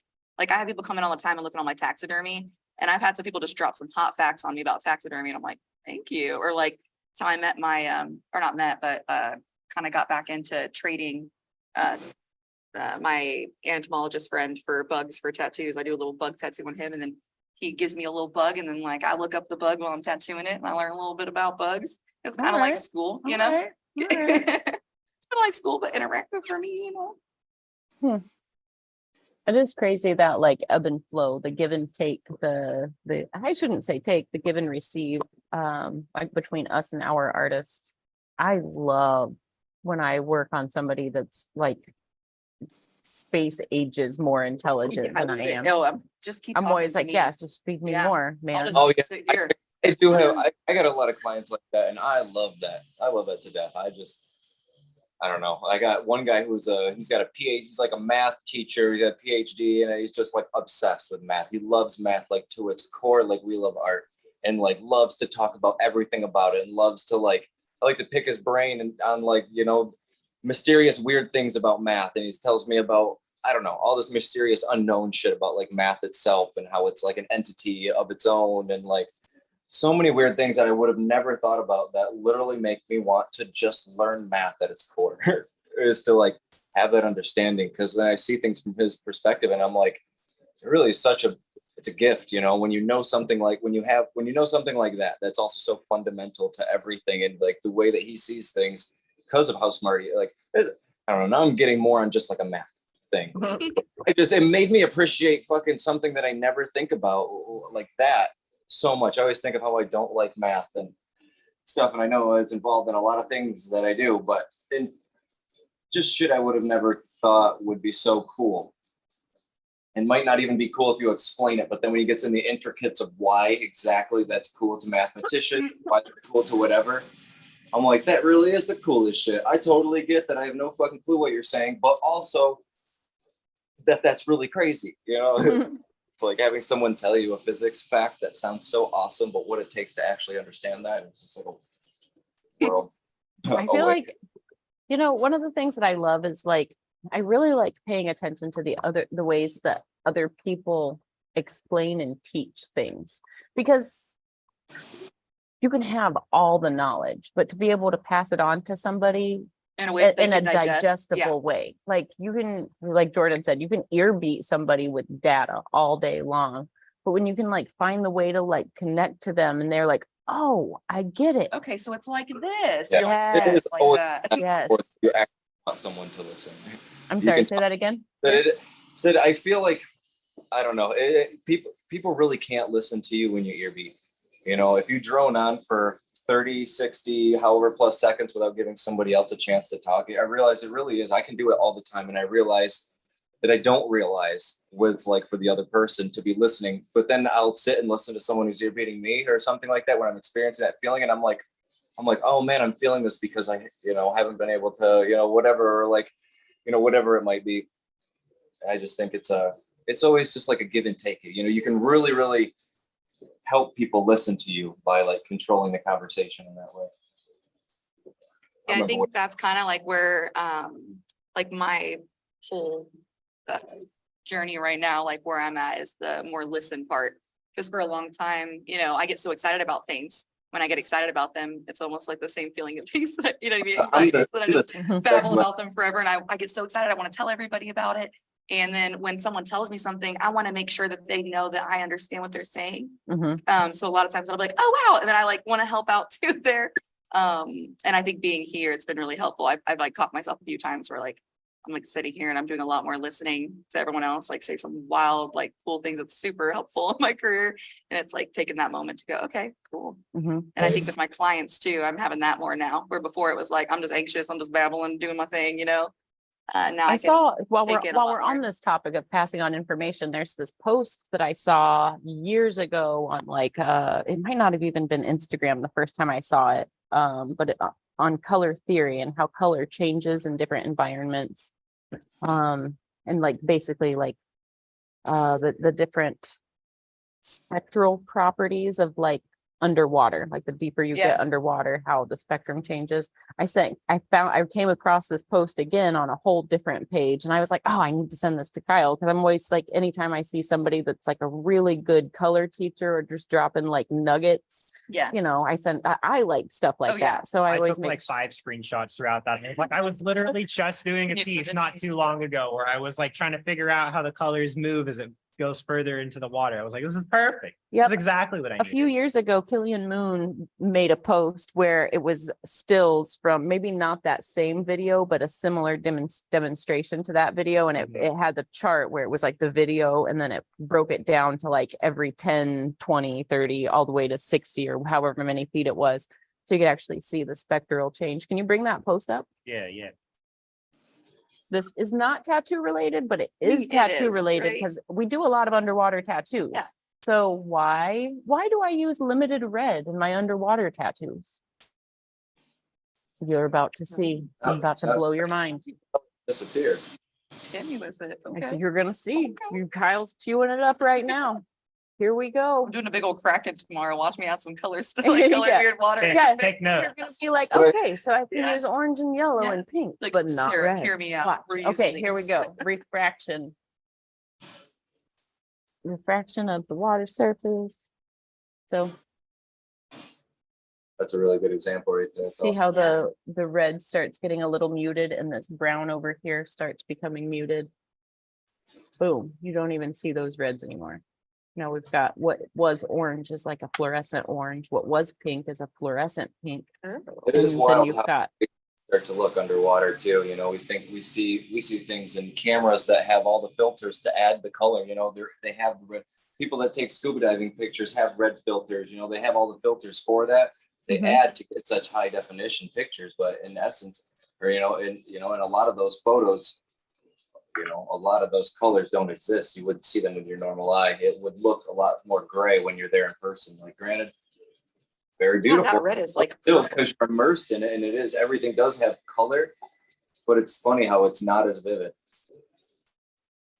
yep, so you can use little tricks like this to change your environment and atmosphere just by knowing like, okay, here's the laws of color in our environment and how we understand them. But this is one of the things I like to daydream about is like, what if we change the properties of color? What if we change? You're like what the if- things I like to so- daydream about. So cute. So I just love this demonstration. Yeah, thanks for sharing this. That's awesome. Speaking of nerdery, color. I love colors. I could But talk speaking of color nerds and and light any colors, day. Jeff said that he would like to come on here maybe sometime. He was talking about his experience of doing the art fusion and like how cool that was to like Nice. paint next to people and like work on a painting, like One of the people things were, I was like- talking about last episode was how the art fusion experiment used to be this thing that was just going on behind, like opposite of the main stage. Yeah. And it went on all day, but over the years, like more people have started getting involved with it and like really good experienced artists have been getting involved with it. So these projects are becoming like successful. And Yeah. it's to the point where like it's an event on the main stage. Like right. instead of having a band, we have art fusion on the main Right. stage now. And this year, every single time home runs over and over. They're Yesterday, I was helping Kyle move something big into his house and I looked behind his door and realized he got one of the art fusion pieces. I was like, oh, Kyle. But I was sitting there looking at it and it was like, that really did turn out good. Like everybody actually like tried to make something good out of this. And we got each time there were 5 successful pieces of, usually we're lucky if we get like 1 or 2 Right. that look good, but there were 5 successful pieces of art each time. You know, Everyone crushed it. Everyone on the bio one crushed it hardcore. the bio one was awesome. I thought we killed it. I mean, every other one for sure, but I guess being a part of the bio one is just like so cool to be with all like bio artists who knew how to take off from each other so well. I thought didn't Jeff work on the bio one too? Or Was he on the I bio? wasn't sure. Jeff was not on the Was he bio. on the bio? He was on Friday and Sunday. Friday and Sunday, cool. Was he on the same one that we did? Yeah. Okay. I knew I got to see some of the bio ones. Those are super cool. I appreciate, we talked about this a lot. I've got the bio bug, guys. She caught the bio. I got bug. the here. bio bug. Like bio, And I hadn't really like experienced bio. You know what I mean? Like I just didn't really know what that was. And I had seen some like shitty bio online, that I wasn't really into, or like if I had seen people that had it, it was like, I just didn't really get it. But being here and seeing such like a wide variety of bio and what it can be, and like how much fun you can just play with it and like make it into I something feel like else. there's And this funny thing that happens when you work at Red Tree. Like when you work there long enough, you somehow happen to the opportunity get to a go over full to bio hyperspace.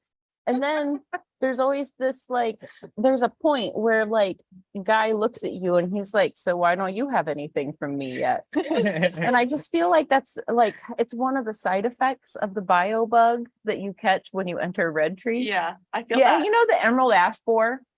We have a bio bug. Highly Everybody, contagious. I went around and I was like, okay, wow, that's kind of cool. Well, that's kind of cool. And then I went to Hell City this year and saw everybody doing the bio stuff. And I was like, don't quit it. And I was like, well, maybe, I mean, I don't do new school or whatever. Maybe I could just maybe paint a little bio. And then I started a little bio piece with Sandy. And that was so fun. And now we're doing like a cute little pixie garden with like a worm security officer and like, but it's like all fun bio and like weird ways that the like fruits are growing. And Sandy got me wrapped up. I forgot to even mention this earlier when we were talking collabs, but Sandy got me wrapped up in a collab project or 3 collab projects with her and John Clue. Speaking of bio, and collabs. yeah, you guys have heard me talk about That's so John exciting. Clue and his weird, like bony nobule shapes. He has these rad shapes that look like you've got bone cancer on the end, but you just want to like touch it. And it's got like cool light here, warm light here, perfect rich grays where they belong. I want someone to look at me I'm the not way you gonna look at lie. his bio. I'm not gonna lie.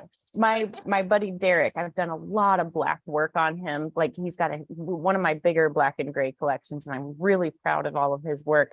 But his arm, we did like black and gray bio, kind of filling in and behind pieces that he already had up top.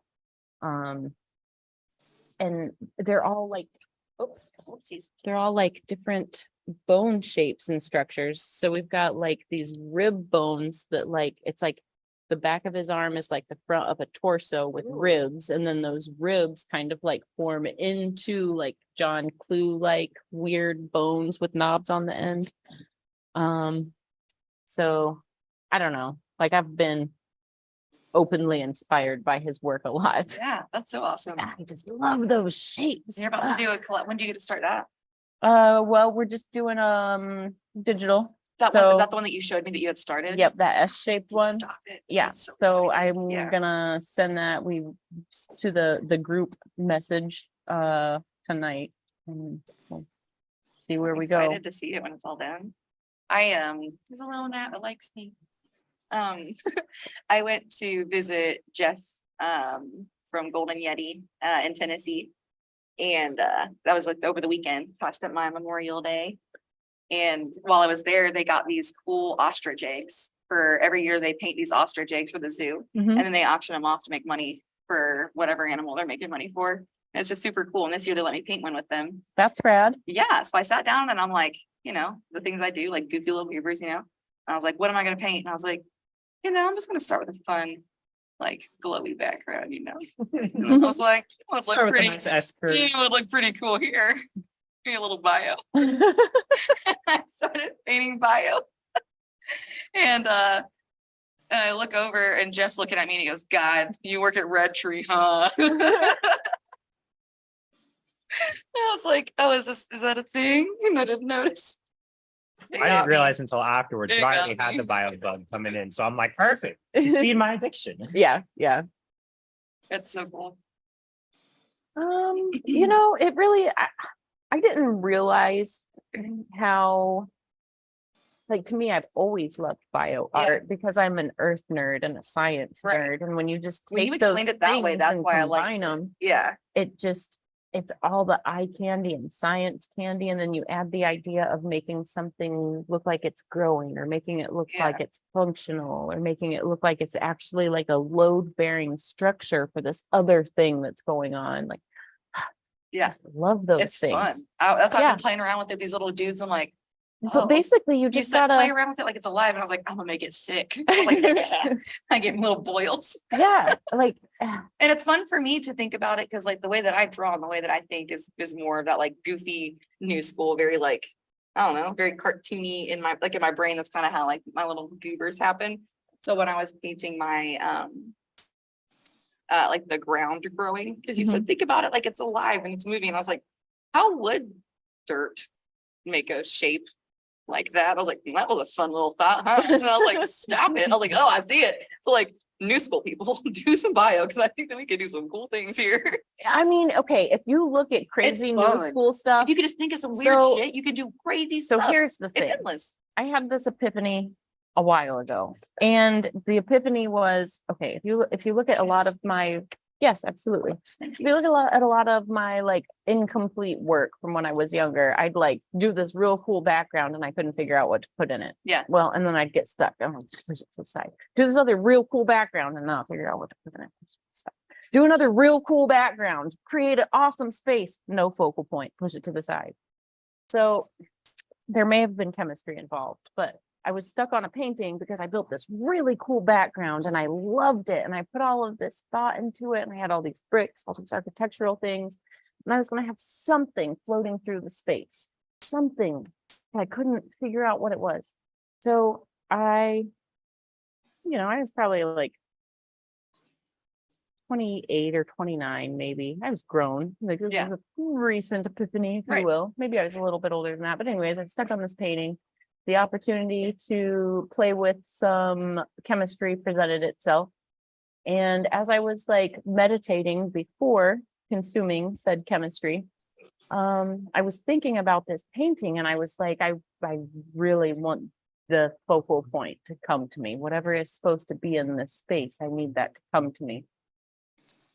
So while I'm in the throes of experimenting with Yes. this chemistry, it strikes me that the space is the focal point. Shit. Duh. Yep. Duh, me experiencing this space is the focal point. Me making this window to this other space for somebody else to experience. They, in their experience viewing it, are the focal point. The space existing is the focal point. I didn't need to add another thing You got because done and you were like- experiencing it was the thing. Yeah, it was Yeah, like, no, I love that. I don't need it if I Sometimes don't need it. When you play with the chemistry, sometimes you have like, for me, every single time, I just call myself out on shit. I'm like, Oh, well, yeah, that's the given. yeah, you just call yourself out on it. And I definitely have it in my artwork too, where I'll be like, that's a little safe. Look, Andy Warhol said it best. Art is what you can get away with, or art is what you can get away with, or art is what you can get away with. As long as you don't Any- fill it with like Mhm. sexual things, I think it's okay. I mean, even if you want to fill it with sexual things, odds are I'm somebody staring at might a buy very it. sexual painting that you made right now, sir. There. It is, it is thingin', that thing be thingin' for sure. It's probably one of my favorite things to look at when I come out here. Yeah, I couldn't tell you why. Just like That's a dope. process, like, you know what? That kind of looks like, you know what it is. All right, let's just keep going with that. All right, well, that looks like, let's keep going with that. Keep going Yeah. with that. It's Just- dope. Yeah. So is this little monster thing that you've got here sitting in front? I'm gonna take a picture of this and Is send he a it to bug? Kyle. Is that like a shrimp knee spawn? What is that there? The spawn of shrimp knee. Yeah, what is that thing with the crazy face? That's it's a caterpillar creature. I don't You're know very what that. cute. I just started. I don't know what was going on. I think me and Emily were just taking a bunch of shots one night and just like painting, doing crafts and stuff. And I was like, you know what? I got all this. Oh yeah, I had a bunch of extra paint on my palette from working on the Triceratops. And I was just getting like, I was just starting to get a little tipsy. And I don't know. There's some pieces I'll work on if I get tipsy, but a lot of my work, I just don't. I don't drink at all when I'm doing Look at anything. this guy. That I looks act- like a little baby shrimp knee. Anything that that little is baby shrimp 300 knee? hours, I'm not gonna do when I'm drinking. Yeah, no, that's Look fair. at him. Just Look get at kind him. I always That's go a- through a little something here and there once in a while. I'll spend like 5 minutes on just adding a little thing here and there sometimes when I come in. I'm sure I that- sent you unsolicited dino pics today because I went to COSI and I saw really cool feathered dinosaurs and I was like, oh my God, Jordan's gonna love this. And I pulled out my phone and I just sent you some DMs. So maybe check those when you're Oh hell yeah, free yeah. tonight. One is going on over there. I can top It's them. pretty cool. There's some cool dinos there right now. I don't know if they're there all the time. I'm new to Can we switch to Cosi. that other one, It's That's pretty neat. that other Jordan picture? This is the only slightly sexual one that we were maybe talking about. What I love, You said, sometimes people don't even see, it's like when you look at it as a whole, and none of that really sticks out until you start detailing it with your eyes.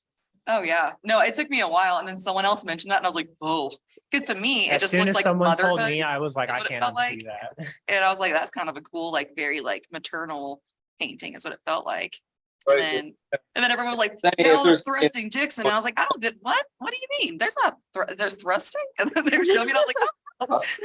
Oh, no. But then I look at it a different way and I still love it. It's still, In hell. Sorry, I Where didn't they're realize that made. first picture was so shaky. There you go. It's a fail. Look at this thing. You see that little embryo that's been staring So at us cool. this whole show? Every time I like Whole look up show. and look lost, this is what I'm getting it lost in. yeah, me too. I keep peeping up at it. Anytime I'm out here, I just stare at it. He's gestating. He's waiting It's for it. definitely when the prints happen for this one, I will definitely be getting one of those. It's very beautiful.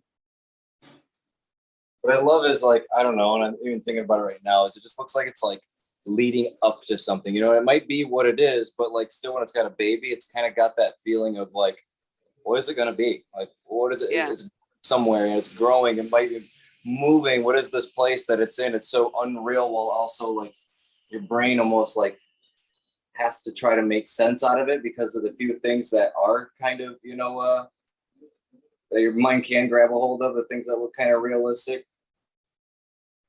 Like the baby or the brain behind there, like definitely titties and sexual stuff, but whatever else, I don't know.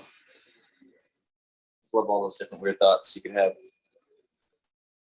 I don't have anything I was dictating it as, you know what I mean? Like I kind of go with it. I just intuition guides.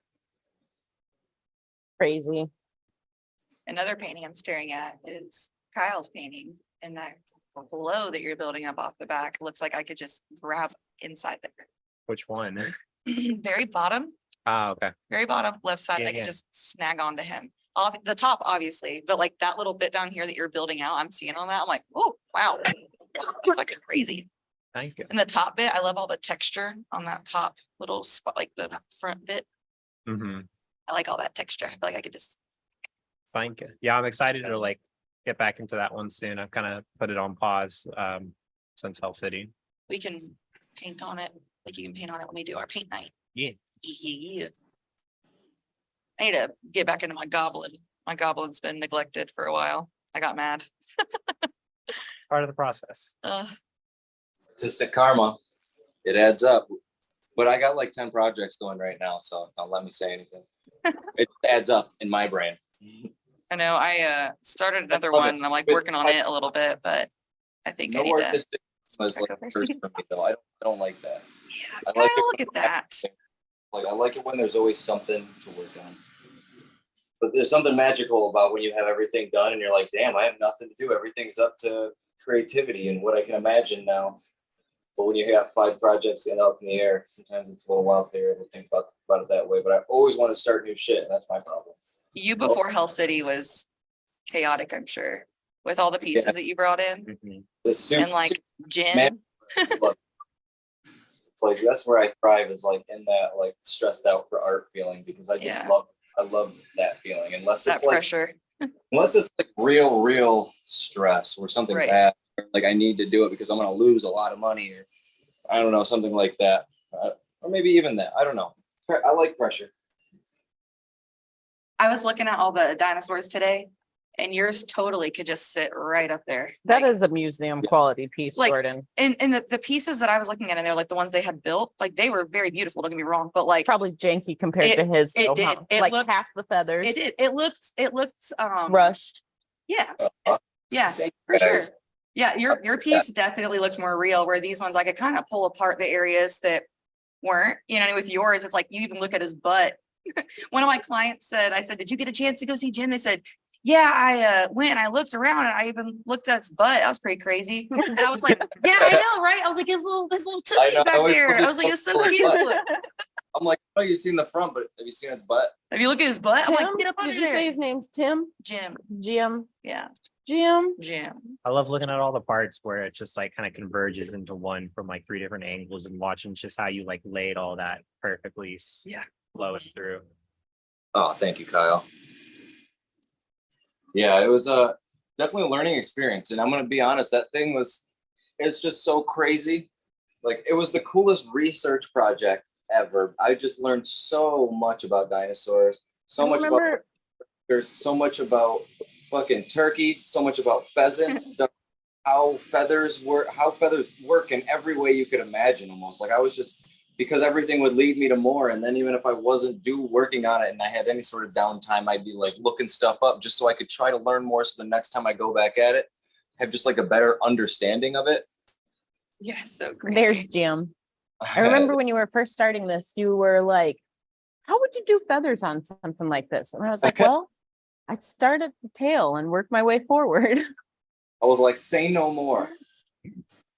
I literally like that night went home and probably started feathering. It's so cool. Yes. It is great. I mean, in person, it's so crazy. I got up right next to him and stuck my tongues out next to him. Was like, I take a little mean, picture. Jordan was talking about this thing and he was showing like little pictures of progress and stuff along the way, but I did not imagine it to be this intensive. Like you really knocked this one out of the park. Yeah. What's going to be your next feathered project? I'm not 100% positive. I've been trying to think about it lately. I have quite a few dinosaurs I'd really like to work on. I really You know, do. Jordan, have you thought about like maybe taking this to museums or taking some photos and videos of this to museums and being like, hey, like, is this something you'd this be thing- interested in buying or commissioning even me to just do more of? Having up for a period of time, even if you're not ready to separate with him, you know? But I would commission all day. I mean, I want to make another one like that. And I was surprised at how quickly I was able to put it together, to be honest. It took like a couple 100 hours, but I was able to do it in a month, which is quicker than most of my paintings. That's crazy. And I don't know, I'm going to be honest, there was a gratification from it that was just so cool because of how much I learned. Every dinosaur that I do like that, it's just insane how, I don't know, how much knowledge I've learned about so many different art forms at the same time, like dremeling and airbrushing, and then feathering, and then even airbrushing feathers, and then using epoxy sculpt and all the intricacies of epoxy sculpt, and then being able to Dremel and work that after that's cured. And there's just so many things I don't know. It was just so cool to involve it all in one. I mean, so much woodworking as well. It just like I couldn't have done if it wasn't for, you know, so many of the investments I've made in myself and so many like the other things where it's like, oh shit, I have this to do this and this to do this. There was nothing that was like keeping me from making something happen where I was like, oh shit, I'd like to do this, but you know, fuck, you know, I gotta get that, do this and that. I was like, you know, everything was so not, I wouldn't say necessarily everything was so reasonable, but everything was so easy for me to grasp in terms of like, oh my God, I know how I would do that. I know how I would do that. I know how I would do that.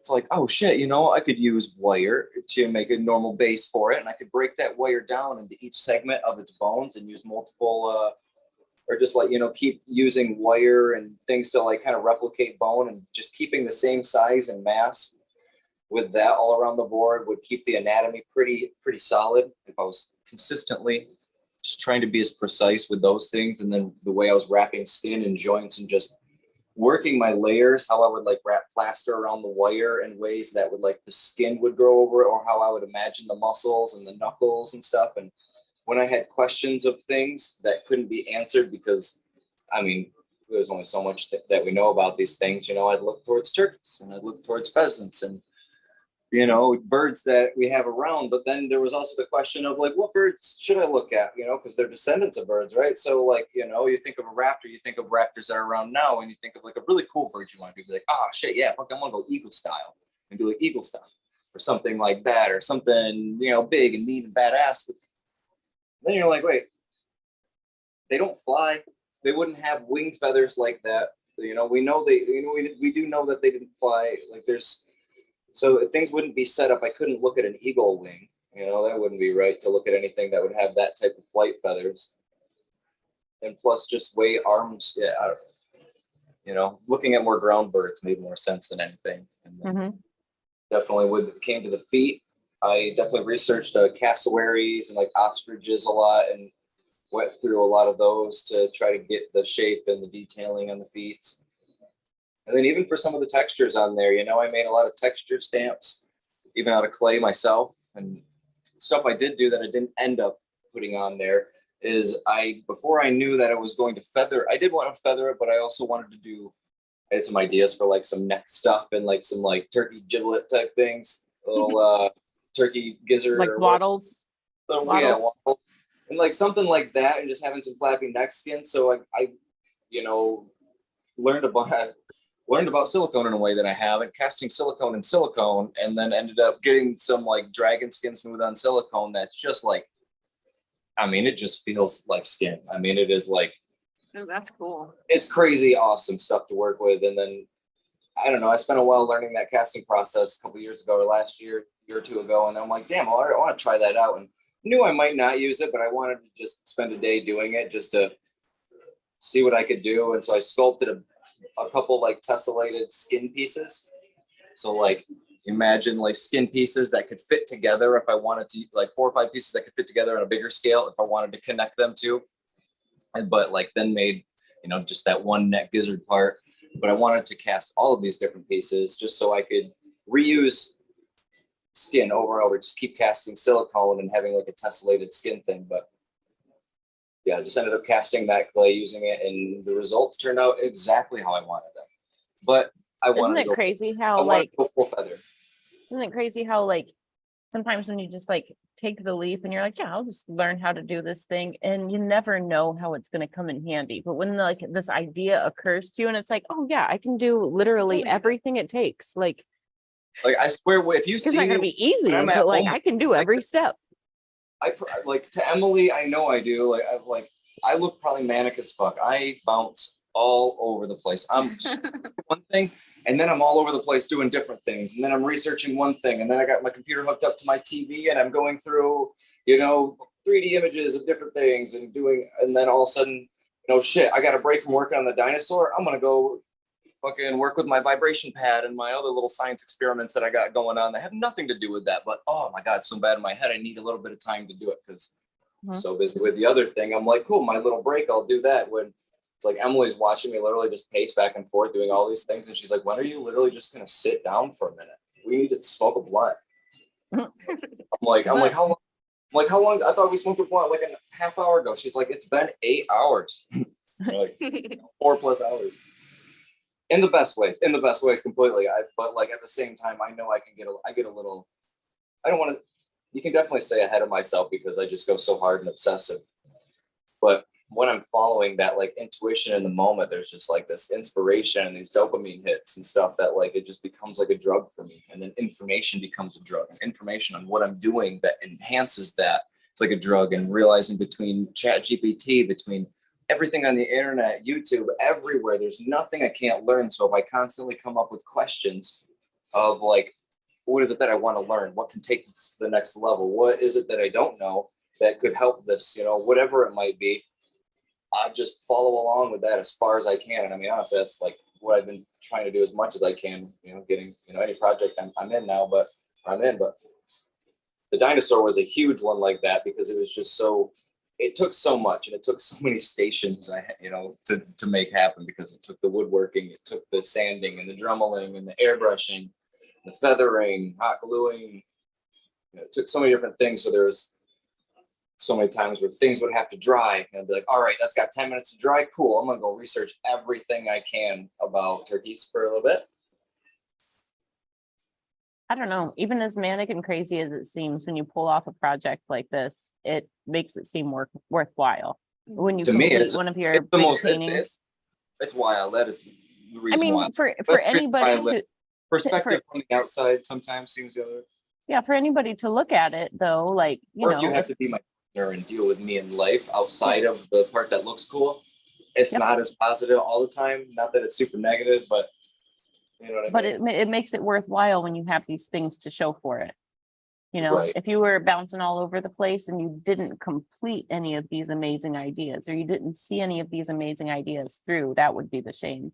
But when you accomplished something so cool that like is a museum quality, like Yeah. showcase piece. Seeing those dinosaurs, And, it was like, underwhelming. I you was know- like, oh, I mean, I saw like a real dinosaur the other day.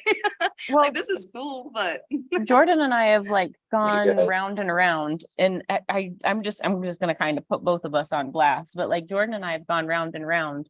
For instance, he was like the back and forth that we had was, he was like, you can totally paint oil over acrylic and vice versa. And I was like, no, you can't. And he was like, yes, you can. I've done it. It worked. It's successful. And finally one day I was like, if you want heirloom quality art, you can't do that. Eventually those layers will delaminate because they're not, you know, the whole Yeah. chemical explanation of why you can't do it. But it was like, if you just want to sell your work and put it out there and you don't care about it lasting hundreds of years, okay.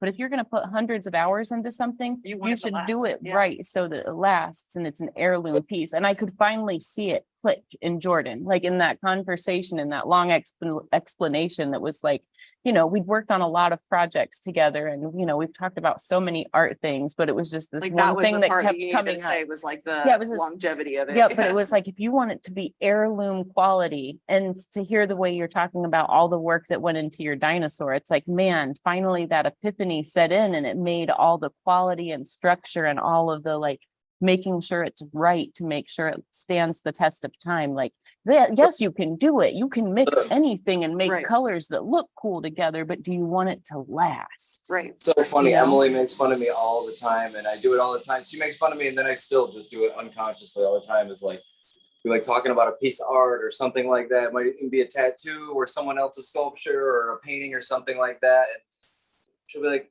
"That's really cool." I'll be like, "Well, I don't know. I'd like to see that like in 500 years." They're like, "That's not gonna last." Like her thing, her joke is that like I'm always like, when it comes to a piece of art, if it's not gonna last 500 years, then like, I'm probably gonna Why stop. bother?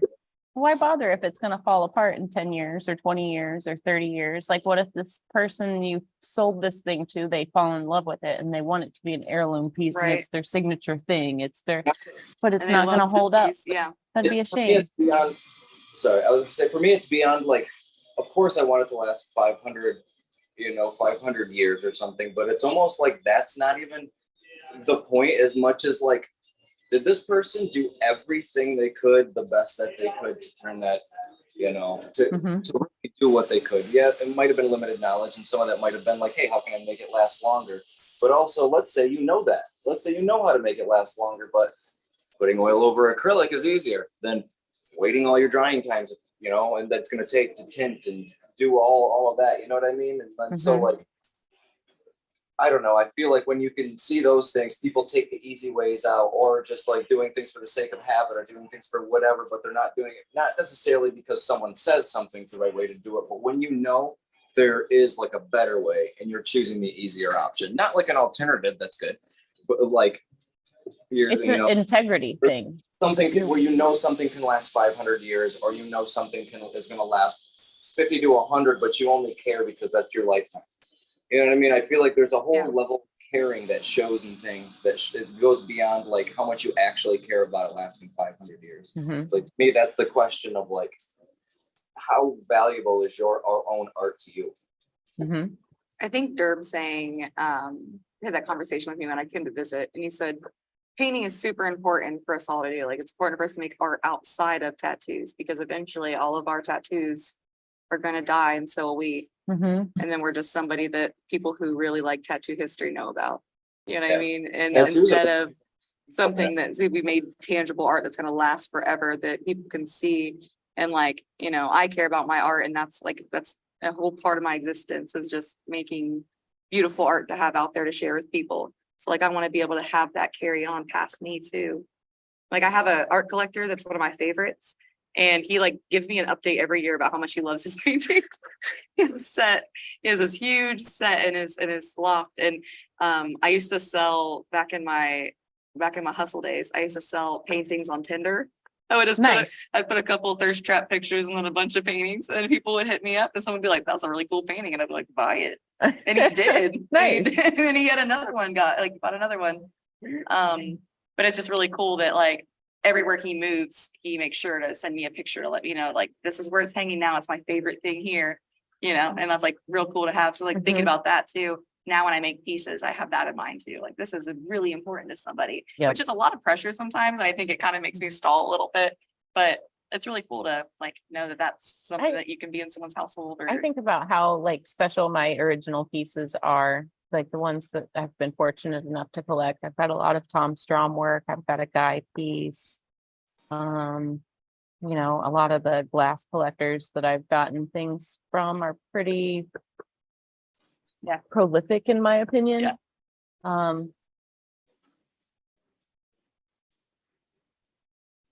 I love knowing that those pieces were built with integrity. Like you, like being an artist, I can see the process and I can look Right. close enough to even learn from them. You know what I mean? Just by having it and being able to see like the light pencil lines that you Right. can't see in a photo or a print. But when you have the original, you can see it. You can, you know, you can see which direction gravity was Yeah. pulling the pigments in the watercolor. You know what I mean? Like there are just such subtle things that you can see that When you you're so you can't kids, see in yeah. a print.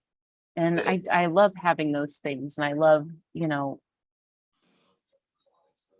preserving those things. Yeah. I feel like, you know, there's nothing wrong with like student quality art or, you know, like there's nothing wrong with it if it's a mixed medium Right. project. I'm not looking down on that whatsoever, but you know, one of the big points is if you're putting your heart and soul and energy into something, don't cut corners. Right. You're putting everything into it, you Just know. give it all the way. Yeah, just do it all the way. Because Yeah. by the time you're 400 hours in, you're going to be like, man, I wish I wouldn't have shortcutted that step. Right. Now I got to spend 50 feeling, hours right? undoing That's it. Feeling like 1,000% is like when I get 200-300 hours and I'm like, damn, those little decisions I could have made in the beginning because I Mhm. might have been lazy. I didn't want to wait a few extra hours. They don't matter they matter a lot, hugely later on. But when you got that much time into something, like you start to just feel so silly about the little things you didn't do in the beginning. It's like, so I don't know. I feel like such a psychopath if I don't do that. It's just like, insane, insanity. You just keep doing it. You don't learn your lesson. It's like, wow, how many times am I going to paint a 300-hour painting before I stop putting oil on top of acrylic or something like that, for example. It was pretty cool though, because your arguments did check out. You're like, but I've done it and it works. And, you know, for me, when I was a young painter, I did not understand the difference either. I didn't quite understand the chemistry like I thought I did. And I thought once it was cured, it was good too. But once it was broken down like that to me, like if you're going to make heirloom quality work, you should make heirloom quality work. And then the respect of whoever you're going to sell it to, if you want to sell it for a respectable price, those are things you have to do. Mhm. Right. Because you don't like, they want to buy a piece of art that's going to last forever. Who cares about your own thoughts of like, oh, I want it to last forever or not. It's like now they own this piece. Like they want this thing to last forever. That's what people Mhm. want out of oil painting. It's like why people spend money on an oil painting. If people that are art collectors understand that, to know that it's going to last. There's a reason why they're investing that kind of money in something of what went in and all. But when corners were cut in 50 years or in 20 years, it starts chipping off or something, or exactly what you're saying, things are getting weird. I'd be pretty upset if I spent, 20, 50 grand on something. Yep. But also, regardless of being upset, just like, because who knows at that point, maybe they care, maybe they don't. But at the same time, it's like it's a painting that you want to last forever. Yeah. To be But, fair, like, we're not knocking on acrylic painting at all. Like No. it's just acrylics have come a really long way and they're very good now. They're I want very to leave light the fast. mystery of acrylics out there though, because it's hard. Oils, you have tried and true. It's like science, acrylic, you have science of like 50 years. You know what I mean? Like we don't, plastics last a long time out there, but we really don't know what they're going to do 500 years from now. They might literally boil at the surface because we didn't realize plastics do that after 200 years. Right. Yep. But oils, we know what oils do Yeah. over years and years. We know how to preserve them. We know how to clean them. We know how to restore them, like all the things. I think the difference, like when you're talking about like how acrylics have come a long way too. I think that the brands, I know it seems so silly, but like the types of paint that I was buying for a long time. I would just buy the cheapest stuff. I'm like, it's just paint. It doesn't really matter. And Like, then once you start using some good colors, it's know, like, oh You man. realize not and I think seeing about this- how like the colors I was using, like I was using a burnt sienna that was very cheap. And then I bought burnt sienna And and it was not burnt You were sienna. like, You oh, know what I this mean? Like is all these rich. colors, I was like, damn it. Like these are like base colors I was using and they're not even the right ones. mhm. Yep, with my oil colors, I mean, for years, I pretty much just used like Winton, Winsor Newton. That's kind of like your basic midline oil colors. There are some others thrown in That's my what I used palette to, where yeah. like, somebody might have gifted me this or that I have or some the other. Gamblin, And like yeah, Gamblin. gambling Yeah. stuff's good. But the Yeah. more Blue- like that from Blue Ridge. basically like now I'm buying like instead of like the hue, like the crimson red hue, I'm actually buying the real deal. And I just need the littlest tiniest amount, and the way I like dilute it with my solvent and liquid, like When you that showed me littlest liquid, I bit was of like, shit your pigment mouth. stretched it right out. Yeah, liquid's a does game suck that changer. Quality oil paints are the most toxic. They really are. Oil paints really are very, very toxic. That's fair, but you see how I do everything teeny tiny and everything's in the smallest amounts in my little kit. I don't, so- those things don't matter as much. I feel like definitely, but I see like the painting you guys are just showing of mine right there. Mhm. Everything you see right there, it has all lead paint in it. It's like, I was if you gonna touch- say, because we're both on a lead white kick as well. So that's like, yeah, right. well, It's once I got turned on to that, first of all, I wasn't going back, but also I was like, okay, loving up for sure. right. And it's honestly, it worked. It's after using titanium for so long, like it's crazy how much I love it. I could talk about Mhm. why all day, but it's also really good for base, or really good for breaking down colors with, and Mhm. making a large amount of colors without getting too saturated in things. So I use a lot of it for everything that's happening in that image, except for maybe my coolest tones. And it just makes for very heavy lead base. So don't go licking it. No more. I It mean, is poisonous. you shouldn't be lipping your oil colors anyways, guys. Really, to be honest, I I used hate to be wearing really gloves. sterile. I don't like, I don't I don't like like wearing to sharpen my painting, brushes. but that always now. Kyle got me wearing gloves. Kyle was set up out here one day and I was like, you know what, I'm gonna paint. I got all my stuff out here and then Kyle had a glove on and I was like, okay, so I put gloves on too. So I don't look like an asshole. And I was like, everyone wears gloves. All right, we're wearing gloves I'm out just here painting. Up, you got. I mean, the past 10 years have flown by for me. Like I started oil painting. I feel like probably like 10. It was like 8 years ago or so. But it literally feels like a couple years ago. It also feels like a lifetime ago. But still, time's passed for so long, and I've spent so long not wearing gloves. Doing that. Granted, I wasn't using a lot of the toxic colors back then. I was buying a lot of hues, and cheap colors are usually not as toxic, to be honest. Cheapies are healthies. Usually, just because more expensive for the mineral. But then after, I don't know, I was never cared about oil paint being on my fingers, like being messy when I was being artistic or being creative or anything, working on stuff, didn't care. For me, it was just like a product of what I'm doing. Don't care. Wash my hands, done. And now, like, I'm just so worried about things adding up. You know what I mean? Like, having like working on something I have hundreds of hours in, am I going to have hundreds of hours of lead paint being on my hands? That's so easy for things like that to happen now. Yep. Yeah, I hear what you're saying. It adds up too. over That time. scares me. Yeah, I always try to be mindful of even just like dermatitis, because like I'm like naturally, I feel like I'm prone to like dry, cracked skin anyways. So just keeping solvents off of my skin. Like some people will literally wash up in mineral spirits after Yeah. they paint. I go to the sink and I use the Gojo. Okay. Yeah, but like that, like yeah, Nice give me some fruity of that soap. hummus, Yeah. give me some of that citrus. I like those like nice pumice soaps. Or the artist This- soap. this It's soap the wintergreen bar. The Awesome. fucking soap in a rag.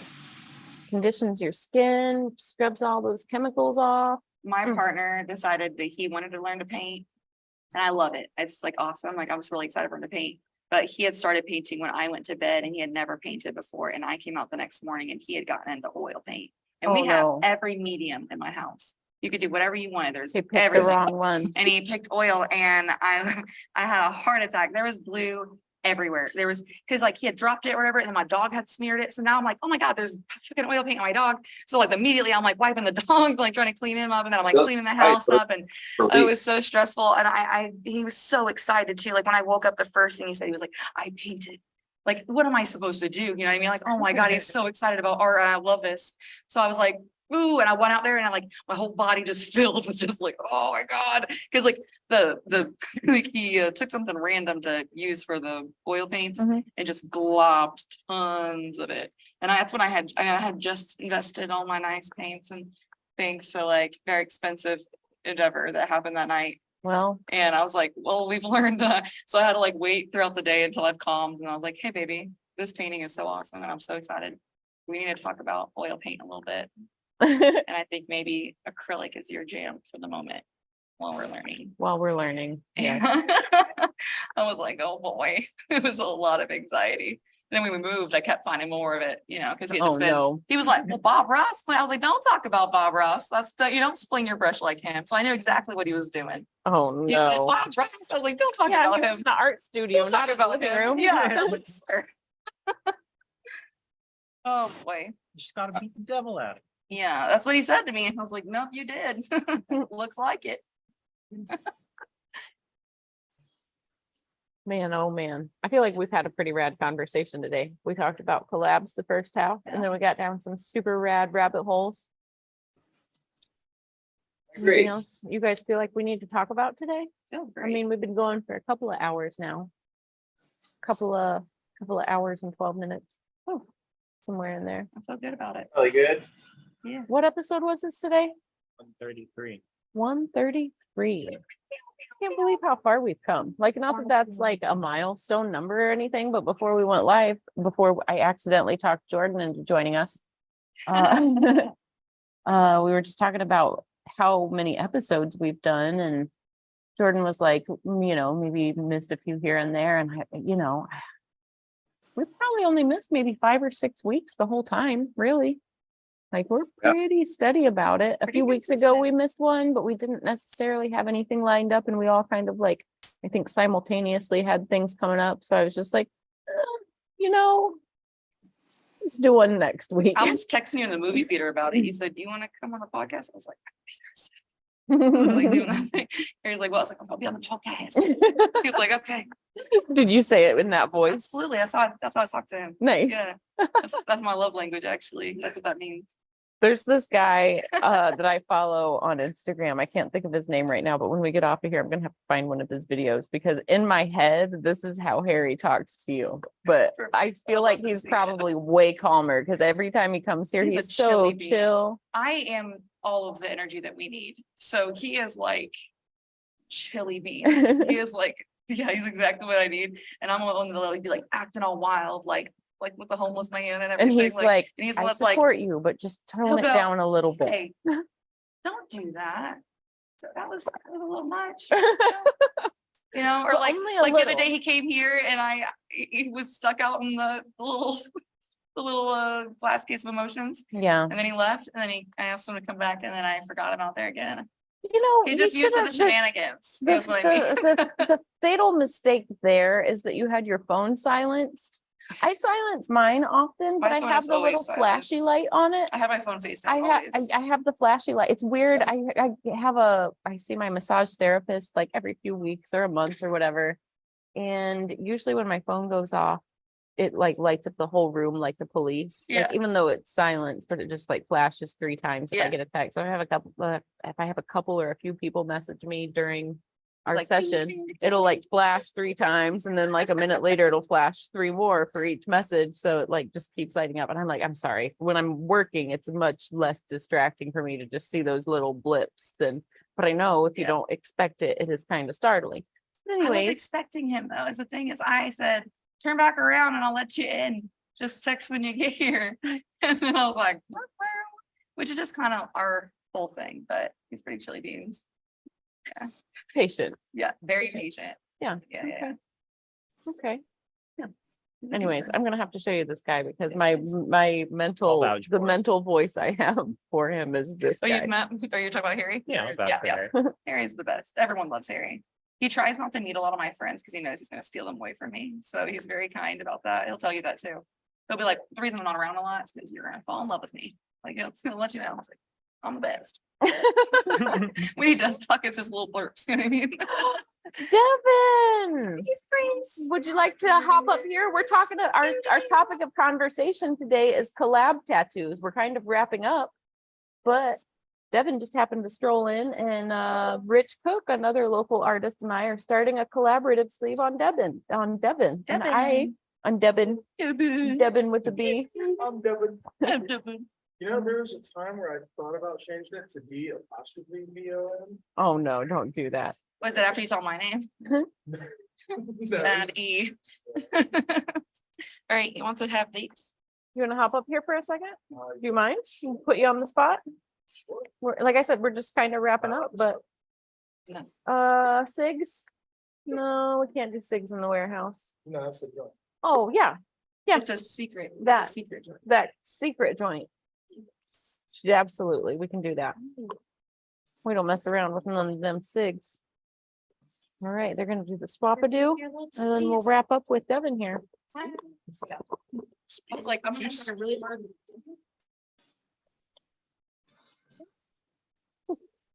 Are you okay? Hello. I have long legs. It was a great. Can you hear me?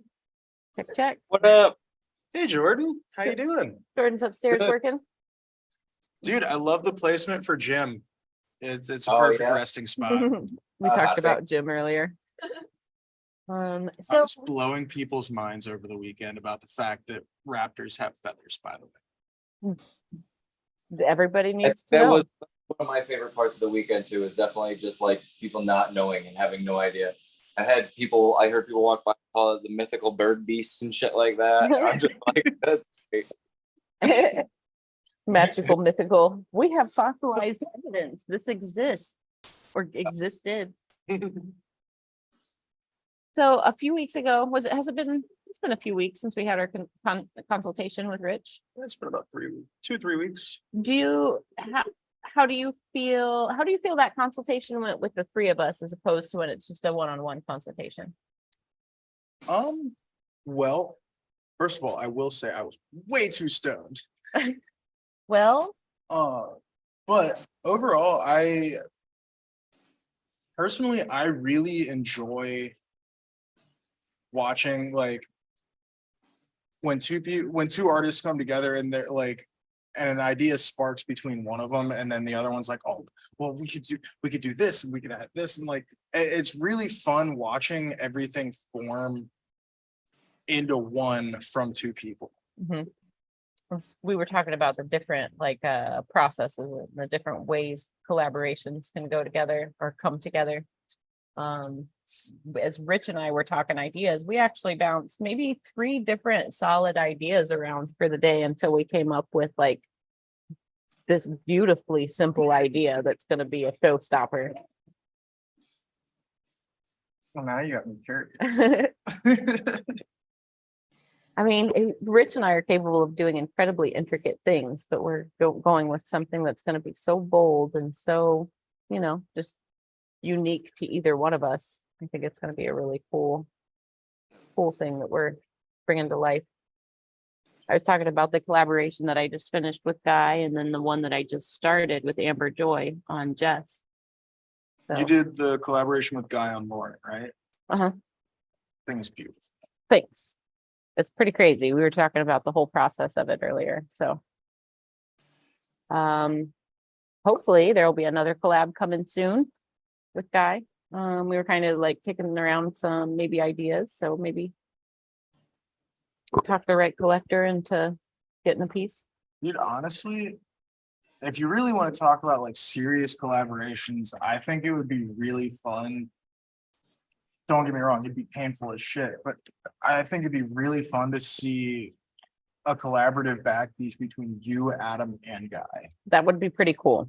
I think between the three of you, all three of your attentions to all the attention to detail that all three of you have, as well as the attention to detail that you guys have, as well as just Like the overlapping styles that you play with, I think would be phenomenal. I don't disagree. I bet it probably wouldn't be impossible to make that happen. No, not at all. Just be a matter of Someone's gotta lining up empty that. schedules. And I think that's probably the hardest part with the collab is just aligning schedules. Mhm. Oh, man, I was so exhausted going over to hyperspace right before Hell City. And I knew I was gonna be exhausted from Hell City, so I was like, oh, man, and I can't whole tell week Guy of- no. Oh, yeah, it was a whole entire week of exhaustion. It was like, Yeah, I'm I gonna, think, I'm gonna be honest. Hell City was it was so amazing, but it was such a blur. Like, I learned some lessons.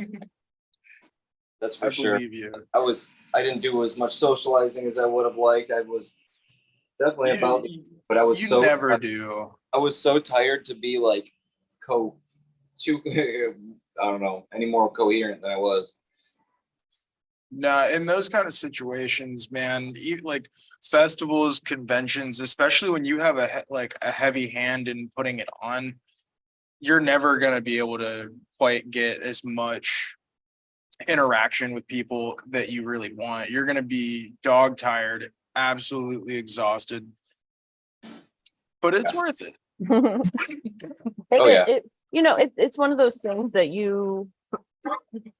once you've done it a few times, you know you're going to be exhausted, so you can prepare for it. Yep. You know what I mean? It's like kind of like you get a little extra sleep when you can that week ahead of time because you know this is coming up and you know you're going to be tired. You stock up on like your favorite water, you stock up on snacks, you go a little extra getting your body ready for something like that.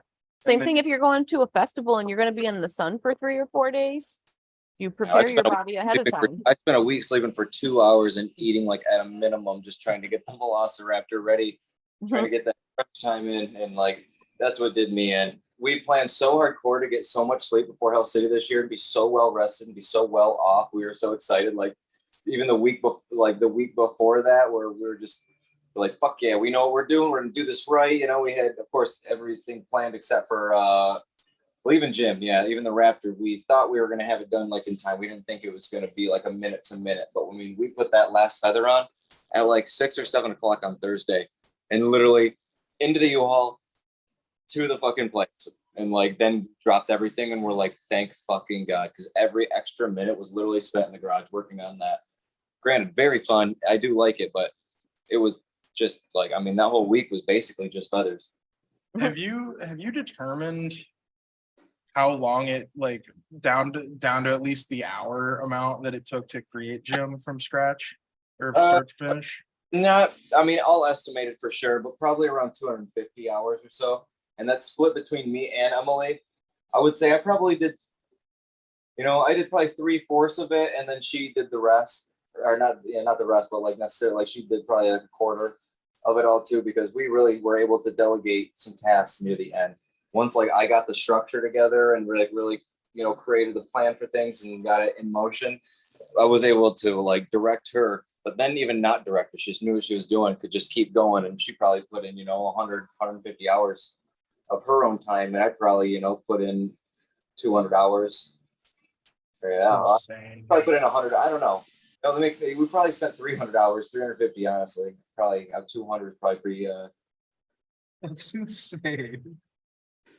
pretty. He's been talking about this thing for a while though. Like he's been losing sleep over this for a long time. Oh, I bet. Oh, we talked about the next dinosaur though, and you never allowed me to, or I never elaborated more on that. But if you ever heard of a Microraptor? Is that like the little things that ate the girl in Jurassic Park, like 2 or 3 on Right, the beach? that's what you think of. They weren't those little guys. They were basically a raptor. Well, I mean, they were like fucking tiny shit. Like imagine like an eighth of the size of the one I made. They're tiny guys, but they had wings on their legs and wings on their arms, and they're pretty much the same type of theropod, a raptor. So bone structure almost looks exactly the same, just scaled down very small. So it seems like a more reasonable project while also being really cool because they were just discovered not too long ago. And they were the first ones to have wings on their feet too. So they got quilled feathers that come out of their leg bones. We don't even have any birds that do that. Well, all right, we're all starting to get antsy. Everybody's starting to We get get 10 minutes. calls. We're getting to the wrap up time. Devin, you came in perfect time to help me wrap up. We literally, I just did my last dot. Isn't that crazy? Perfect. Maddie, she's a few feet away. Thank you for joining us again this week. It's always an awesome conversation when you hop in. And since Ben is on his epic trail hike, it's pretty, he's on the Appalachian Trail. Is he really? Yeah. Good for him. Yeah, yep. How much so- of it is he doing? All right, we're signing off, Can't remember. guys. All right, guys. Soon. Bye, Okay, see ya. everybody. Love you, Jordan. All right, everybody else, thanks for taking the time to join us this week. It's a pleasure getting up on here with Yeah, you for a few thanks, Devin. minutes. Thanks. It's always nice when we have extra friends join us. Extra collectors, extra people in the community, you know. Tune in next week. I'm not real sure what we're gonna be talking about yet, but hopefully I will have some really cool, thoughtful, videos from Hell City. So there've been a few projects in the works, so hopefully I'll be able to share some of those. If not, the